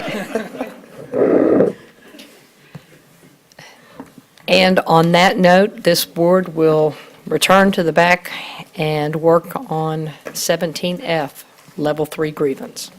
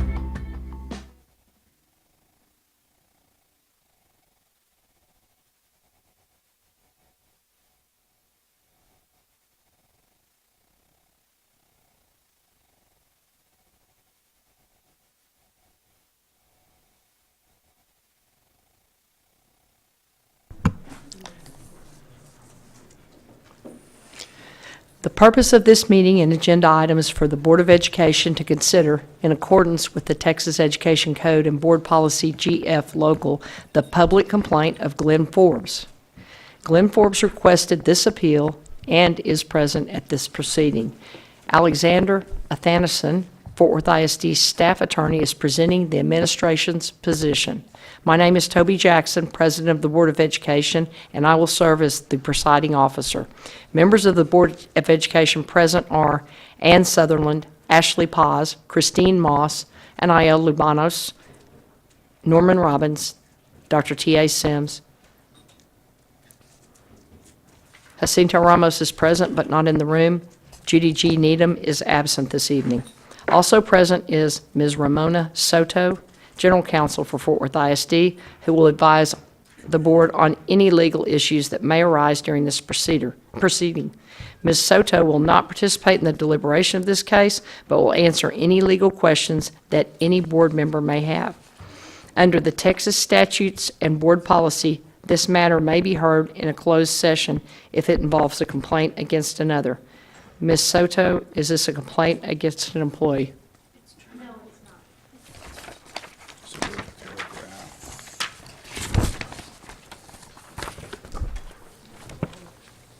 It doesn't say that. This proceeding will be conducted as a proceeding based on the record made before the previous grievance hearing officer. This proceeding is not subject to the rules of evidence and procedure. At this time, the board will not take any additional testimony, but may ask questions for purposes of clarification.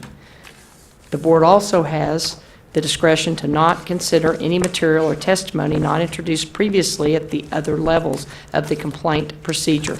The complainant should raise only the issues that were included in the grievance form and raised during one of the prior level hearings. However, the board will not consider any issues not presented and preserved at the lower levels.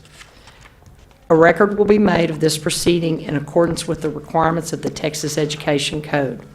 Pursuant to board policy, copies of the materials regarding the grievance have been furnished to each board member before today's meeting. Board of Education's decisional authority. Board Policy GF Local provides the opportunity for individuals to present complaints regarding the district's policies, procedures, or operations which have not been resolved at the lower levels to the board for consideration.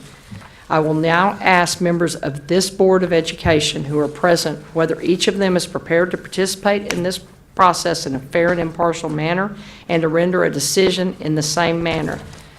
Do any of you have any conflict of interest that would preclude your participation in this proceeding?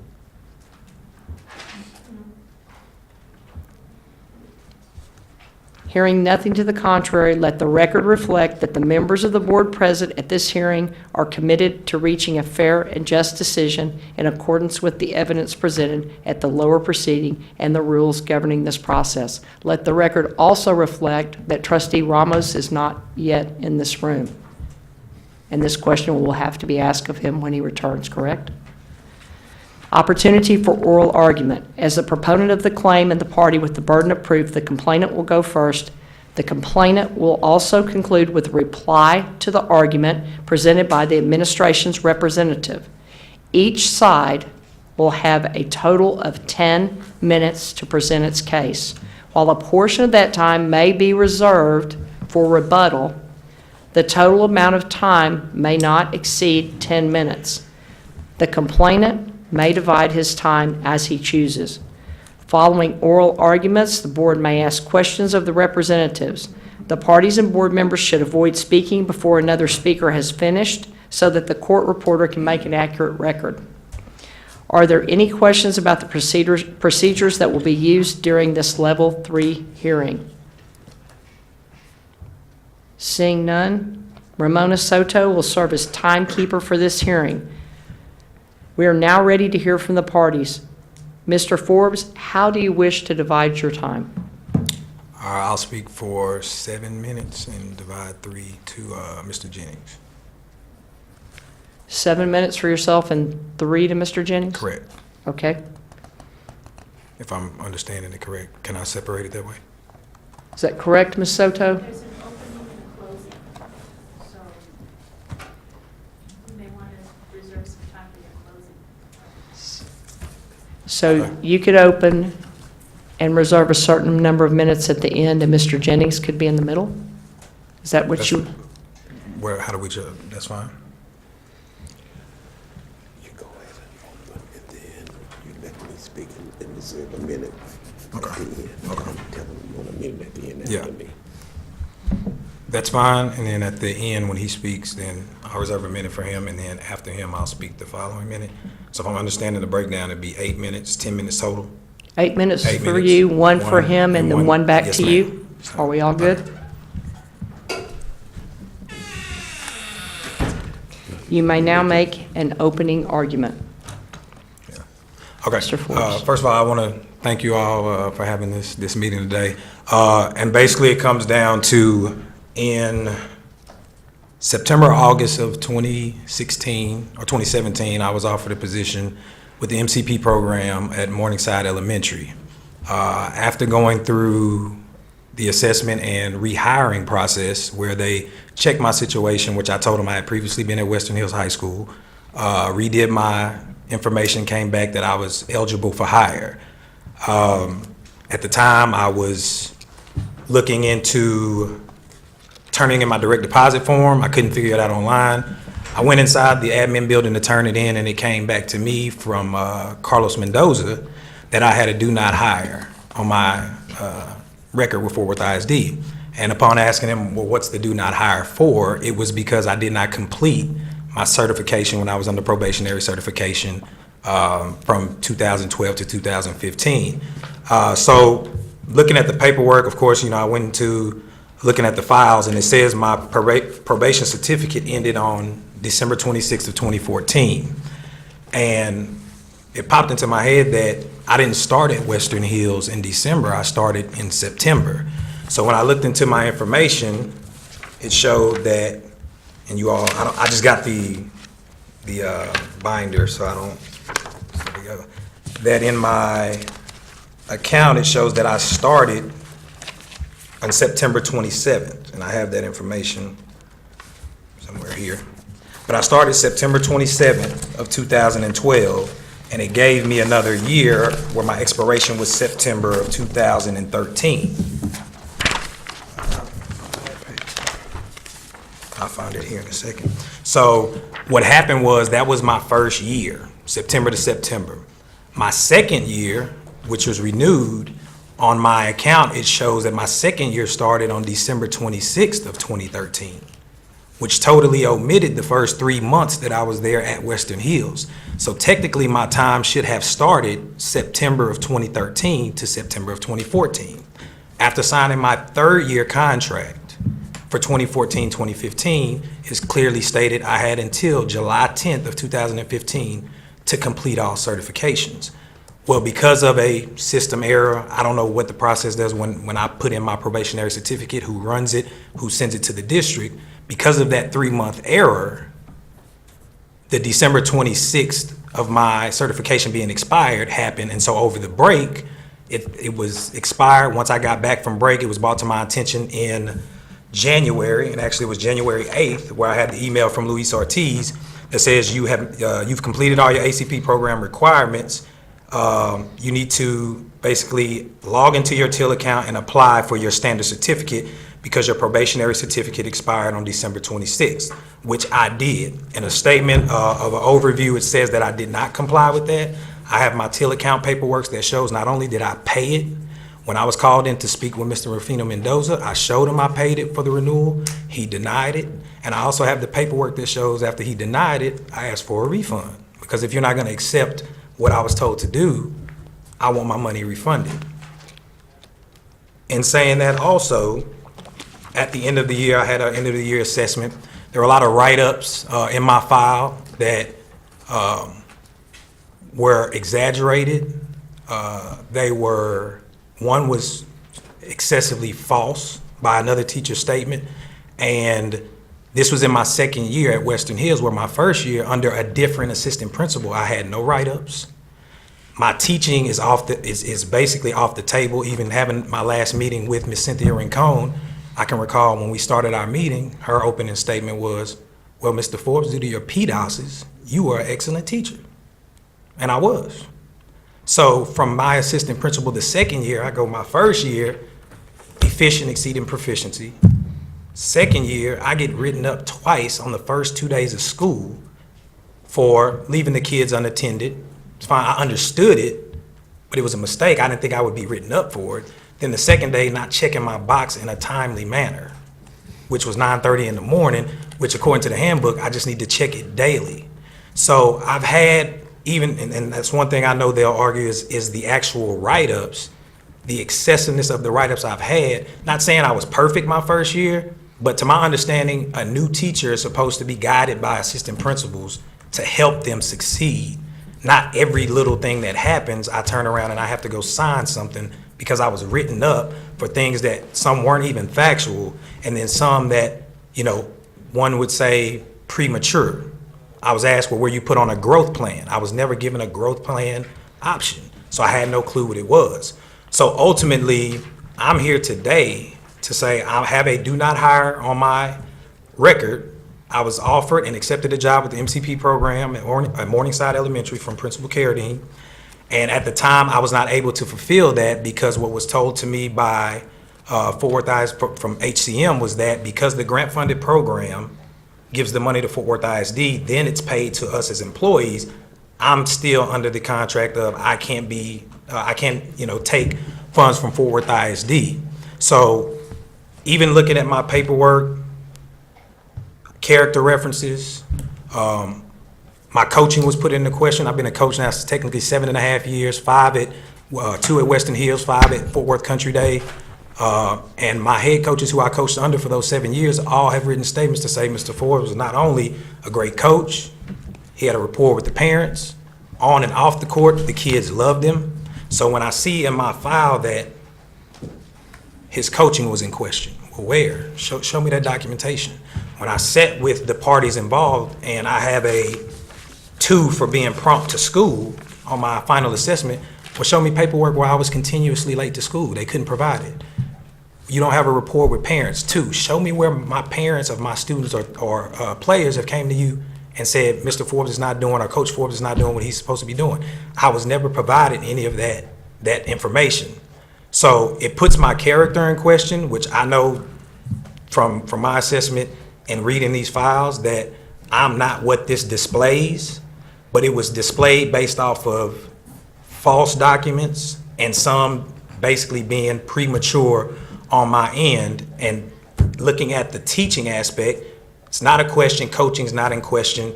And maybe the handbook, you know, I didn't read the handbook front to back. Some stuff was done just based off of, you know, one accusation was I didn't report a kid saying he was gonna shoot a student. That's false. You know, things are happening, I'm separating students. I can't get you the infraction at that time. I have to go get the students, you know, separated, figured out, hey, what are you all, you know, what happened, who said what, and we don't have to dissect every write-up unless you want to, and I have that to rebuttal. But at the same time, I'm just asking for the opportunity for this to be lifted, just in case I do get in a situation where somebody in Fort Worth ISD asks to employ me, as they have, and whether it's Fort Worth ISD or any other ISD, I just want to know that I have the option, if Fort Worth ISD comes, that I can say, yes, I'm clear now to do that. At 8 minutes? All right. Mr. Jennings, you have 1 minute? Thank you. No. Okay, so he's on closing? Okay. Okay.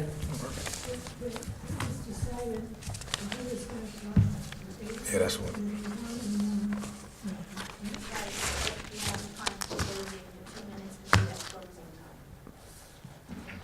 Oh, okay, I thought the 10 minutes was open. Total, okay, all right. So are we clear? He's utilized 8 minutes for opening, and we're not going to have Mr. Jennings do 1 minute in the opening. He'll do the 1 minute in the closing, and then the other minute will be with Mr. Forbes.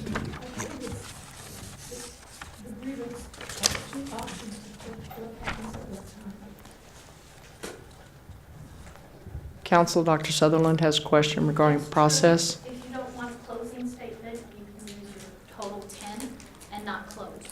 Okay. I want a closing What he statement. wants to do is use 1 for Mr. Jennings Right. and 1 to close. Okay? That's what he said. Right. So the Why question, can't he do that? You can. All right, yeah, that's fine.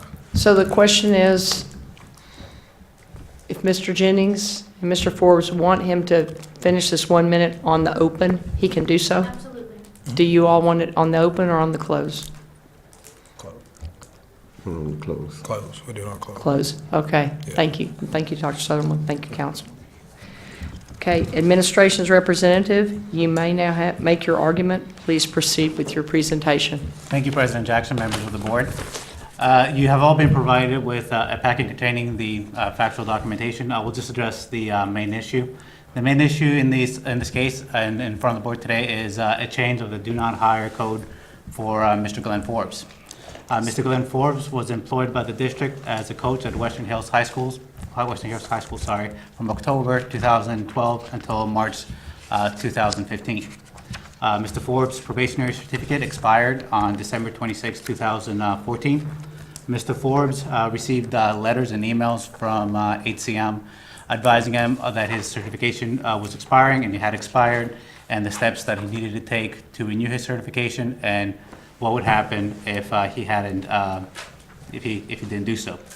Mr. Forbes was also given the option to resign in lieu of termination. He acknowledged receipt of that letter through his signature. He did not exercise that option. The board, through a board act, terminated the employment of Mr. Glenn Forbes on March 24th, 2015. The reason for his termination was for not getting certified and not having an active certification while teaching at Western Hills High School.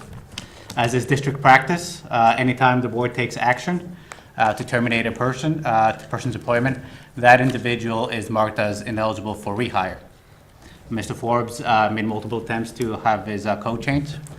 Since it was a board action that terminated his employment, the district is unable to override the decision made by the board and change that code for him. Thank you. Thank you. Mr. Jennings, you have 1 moment. Does anyone have any questions at this time? Ms. Soto? Do the total arguments and then you ask Okay. questions. So he has 2 minutes remaining. Right. To close. Okay, Mr. Jennings, 1 minute. I just want to say I'm here as a characteristic for Mr. Forbes. I've known him since he's a baby. I've known his parents. His mother was a goddaughter to me and my family. His father's a very good friend and civic leader. I say to you that sometimes people need a second chance. And I think this is a second chance opportunity for this community. I think we have a young man who wants to be involved in this school district. He's a good role model. He's a good teacher. And yes, he may have made a mistake. But we all know that second chances sometimes are the best time around. I would say to you that he deserves a second chance. I don't think he's made an infraction so grievous that he should not be given that chance. I stake my reputation on it because I know the stock in which he comes from. I stake my reputation on it because I know he's a good citizen. I stake my reputation on it because he's the type of guy who has been already on some academic walls in the school district. Here's the learning center where he's achieved. He has a great resume. I think this is an opportunity for us to forgive and not get caught in the minutia and make a difference in this community. Okay, I just wanted to say here again, I was asked a question at one of the meetings of, why Fort Worth ISD. I'm a product of Fort Worth ISD, graduate of Arlington Heights High School 2003. Also was given a chance to coach in Fort Worth ISD, as he just alluded to. I just found out 2 weeks ago, I'm on the Wall of Fame at Applied Learning, well, now it's called the Academy at Camp Bowie, for alumni who have went on to succeed in the eyes of certain teachers who remember the students. I'm born and raised, and why not be given the opportunity to make a difference in the city that I grew up in. I did that at Western Hills. I continue to do it at Fort Worth Country Day, and here again, if given that opportunity, I will continue to do so with in mind that there are certain things needed to be changed. At the time, I told them maybe I didn't respond to the letters in lieu of, I felt like in the situation it was not fair. But after going to the last Western Hills graduation, I decided to finish my cert, which I'm now done with, and want to give him another chance.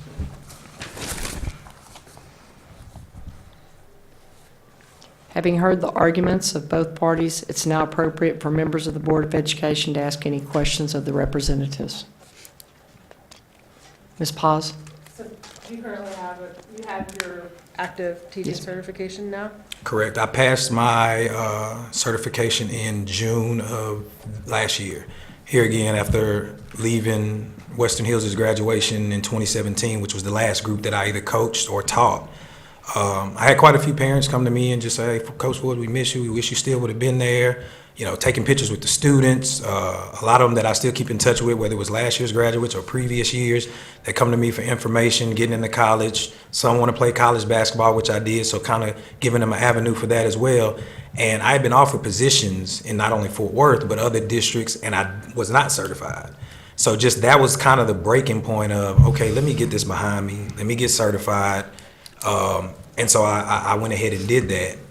And once I did that, I put out that I was certified, and that's when I got the call about the Morningside situation, and was happy to start that up until the do not hire came to my doorstep per se, for me not resigning or responding to the letters 3 years prior. I don't think something that I did, which I'll admit to, that I did not respond, that's cool. But I wasn't certified at that time either. Now I'm certified, and it's 3 years later. My situation is what's wrong with that second chance, especially when you look at my characteristics and my teaching assessments, that I was on my PDOSs, I was efficient or exceeding proficiency. I had no problem in teaching in the classrooms. So, but to answer your question, yes, I have passed my test this summer, last summer. Trustee Moss? I have a follow-up question. Yes, Trustee Paz? So if it hadn't been, if the termination hadn't been because of board action, would the practice have been to lift the do not hire? Usually, what would happen is if the person resigns, we give the employee 2 years to work at a different district, and then they can come back and show that they could, if they've had positive, feedback from that other district, they can come back. Trustee Sutherland? Well, first of all, as you can imagine, I have several comments and questions. I want to start out by saying that Ronita Carradine is one of the most highly respected principals in our district. And the fact that she wanted to hire him says more to me than all of the actions taken by our human capital management team. I have some little questions. You said there were things in your file which were not correct. Did you get to see those things before they were put in the file? And No. did you sign a statement saying that you saw them? I actually addressed them, and mind you, I was at Western Hills, so I don't want to say too many names, but I addressed that in a meeting with AP, can I say their names? AP Khan and the late James Wellman. That's when when I initially saw the specific situation that I'm referring to, which was a write-up about my first one. To kind of put it in perspective, was because I got the wrong key for my portable, and I left the kids unattended by the portable to go get the right key. So that was the first day of school, and it was told to me from my AP, who I had switched to, that, hey, don't do that. The kids could walk off, they could get into a fight, and I was like, oh, okay, I'm more worried about getting them into the classroom. I wasn't thinking about leaving them alone and something happening, but I was like, teaching moment, that's fine. Months later, another incident happened where I was written up because of my students being left alone again. Well, this time, that accusation was found to be false because I had a statement from the teacher at Western Hills. She wrote it up for me once I found out about it, and I gave it to Mr. Wellman and AP Khan, that she was actually in the classroom when AP Khan walked in. And she has it, I have it here in my file, where she even goes into dialogue of what was said by the AP when she walked in. Hey kids, do you like the class? It's all in her statement. And the only thing Principal Wellman could do was look at Khan and defer. Now, I don't know what they talked about afterwards. It was just my position to say, I've been written up so many times by this one person without being given the chance to do better, per se, that in this one incident, this is emphatically false. This teacher, if you called up here right now, she will say, I was in the classroom when Coach Forbes went to look for his keys, and in her report, she says she saw me leaving from the parking lot to the gym because I had my keys. I thought I dropped them in the car. Didn't have them in the car, so I go to the gym to my basketball office. So yeah, you probably did see me out there. But to not make the mistake like I did the first time, before I even went to my car, I appointed a teacher. I went to another portable, one of our, I believe she's a link teacher or something.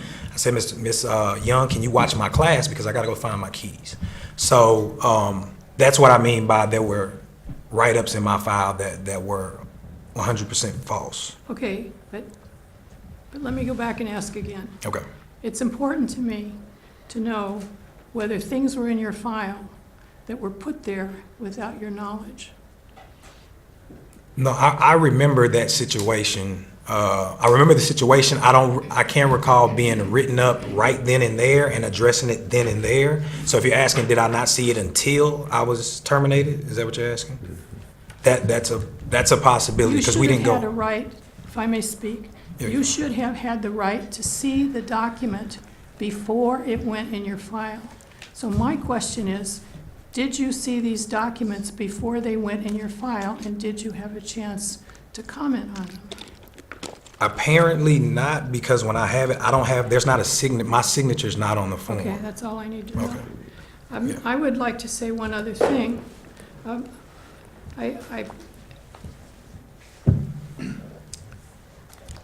I do not like the idea that despite our excellent leadership in HCM, that individuals can unilaterally, without anybody else knowing it, place a do not rehire statement on a file.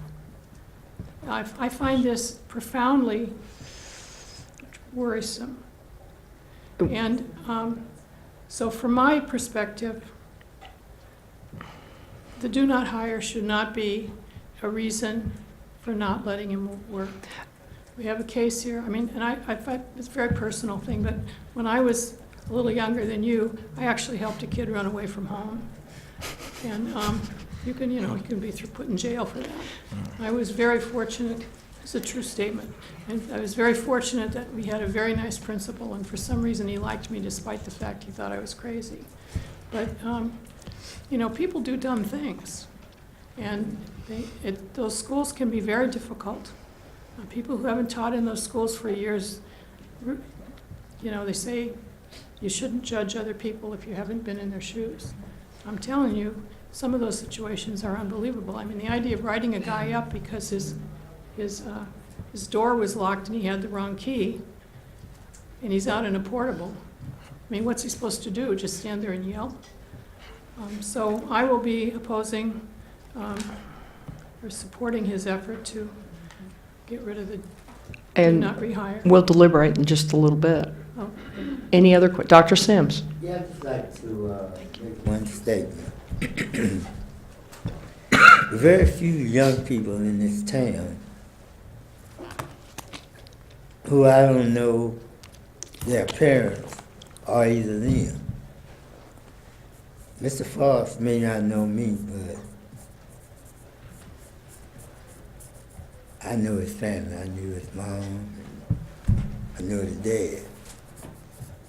And I, for one, if you've lived as long as I have, in life, there have been some times that you've been given a second chance. And I've been given some second chances. And if I hadn't been, I wouldn't have had the opportunity to be where I am today. And I'm a proponent of second chances. And I just wanted to make that statement. Thank you, Ms. Jackson. Thank you, Dr. Sims. Mr. Forbes, I just have one question. If you could please walk us through step by step how you learned that you could resign, and if you knew what the consequences were if you didn't resign. And take your time to answer. Just think back and help us understand how the resignation came about. Well, it was first told to me when I met with Rufino Mendoza I actually have the email where it was February 2nd, I was told to go to his office. And he mentioned that my certification was expired. And I told him, yeah, I got the email from Luis Ortiz, and it says in here to go to my Till account and renew, and I did that. I showed it to him, but he denounced it. And so at that point was when he mentioned, resignation or termination. I don't remember how the conversation came about as far as the actual wordage of, hey, you need to resign, or you should, go for termination, or you should resign because if you resign, you'll have 2 years. Like, it was 3 years ago, and to be honest, it was a meeting that we didn't see eye to eye due to the paperwork in my assessment. But here again, the letters that he was referring to, I'm not doubting that I didn't get them, and I told them that. But at the time, here again, I felt like I was not handled properly with the way my file was after going through it. So when I got letters in the mail of, the district is wanting you to be terminated, or like I barely even read them. And I told him that. I barely even, so what I'm guilty of in this situation is, yes, I didn't go for the termination, or I didn't, pay attention to how I should have of those letters 3 years prior due to the fact of, me being blindsided by my AP, me not feeling like I got a fair chance from human capital management. And at that point, I didn't know if I was gonna stay in Fort Worth or leave districts, but I didn't get the full understanding of why I should have resigned over termination until I found out that I had a do not hire on my record. So. Great, thank you. Are there any other questions by trustees? Trustee Lubanos. So you're working at a country day school?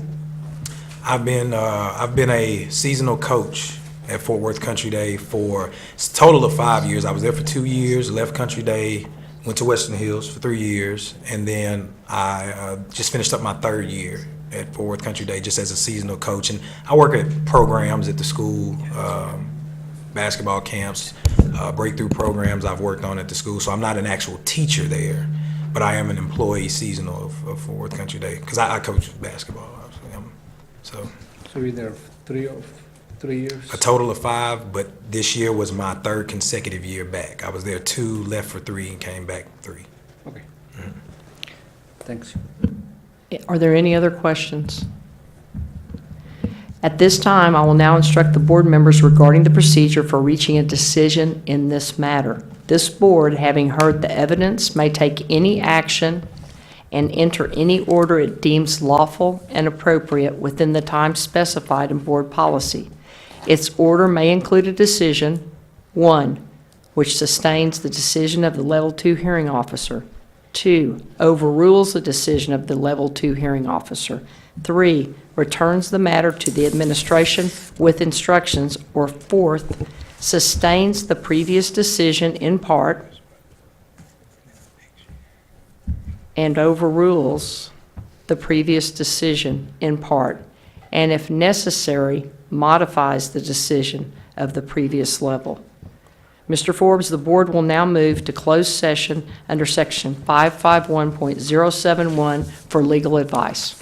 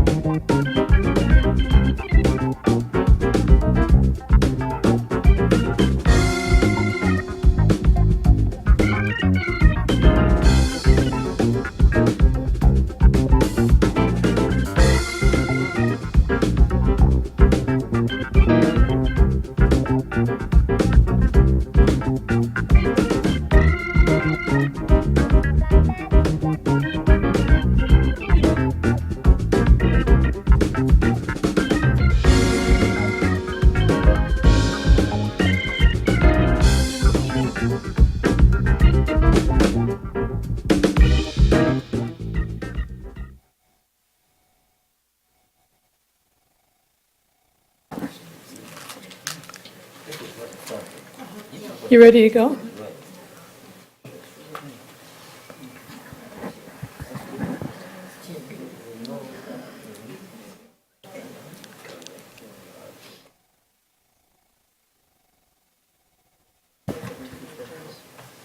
The motion? Okay. Okay.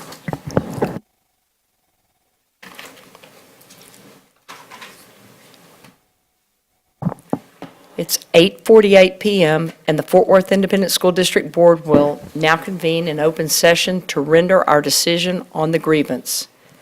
Dr. Sutherland, do you have a motion? I do. I move to approve the code change of Glenn Forbes to eligible for rehire. That goes down there. Thank you, Dr. Sutherland. Dr. Sutherland moves the motion. Ms. Paz, are you the second? Thank you. The motion was made by Dr. Ann Sutherland, seconded by Trustee Ashley Paz. The motion is, Dr. Sutherland moved to approve the code change of Glenn Forbes to be eligible for rehire. Any discussion? Please move to voting.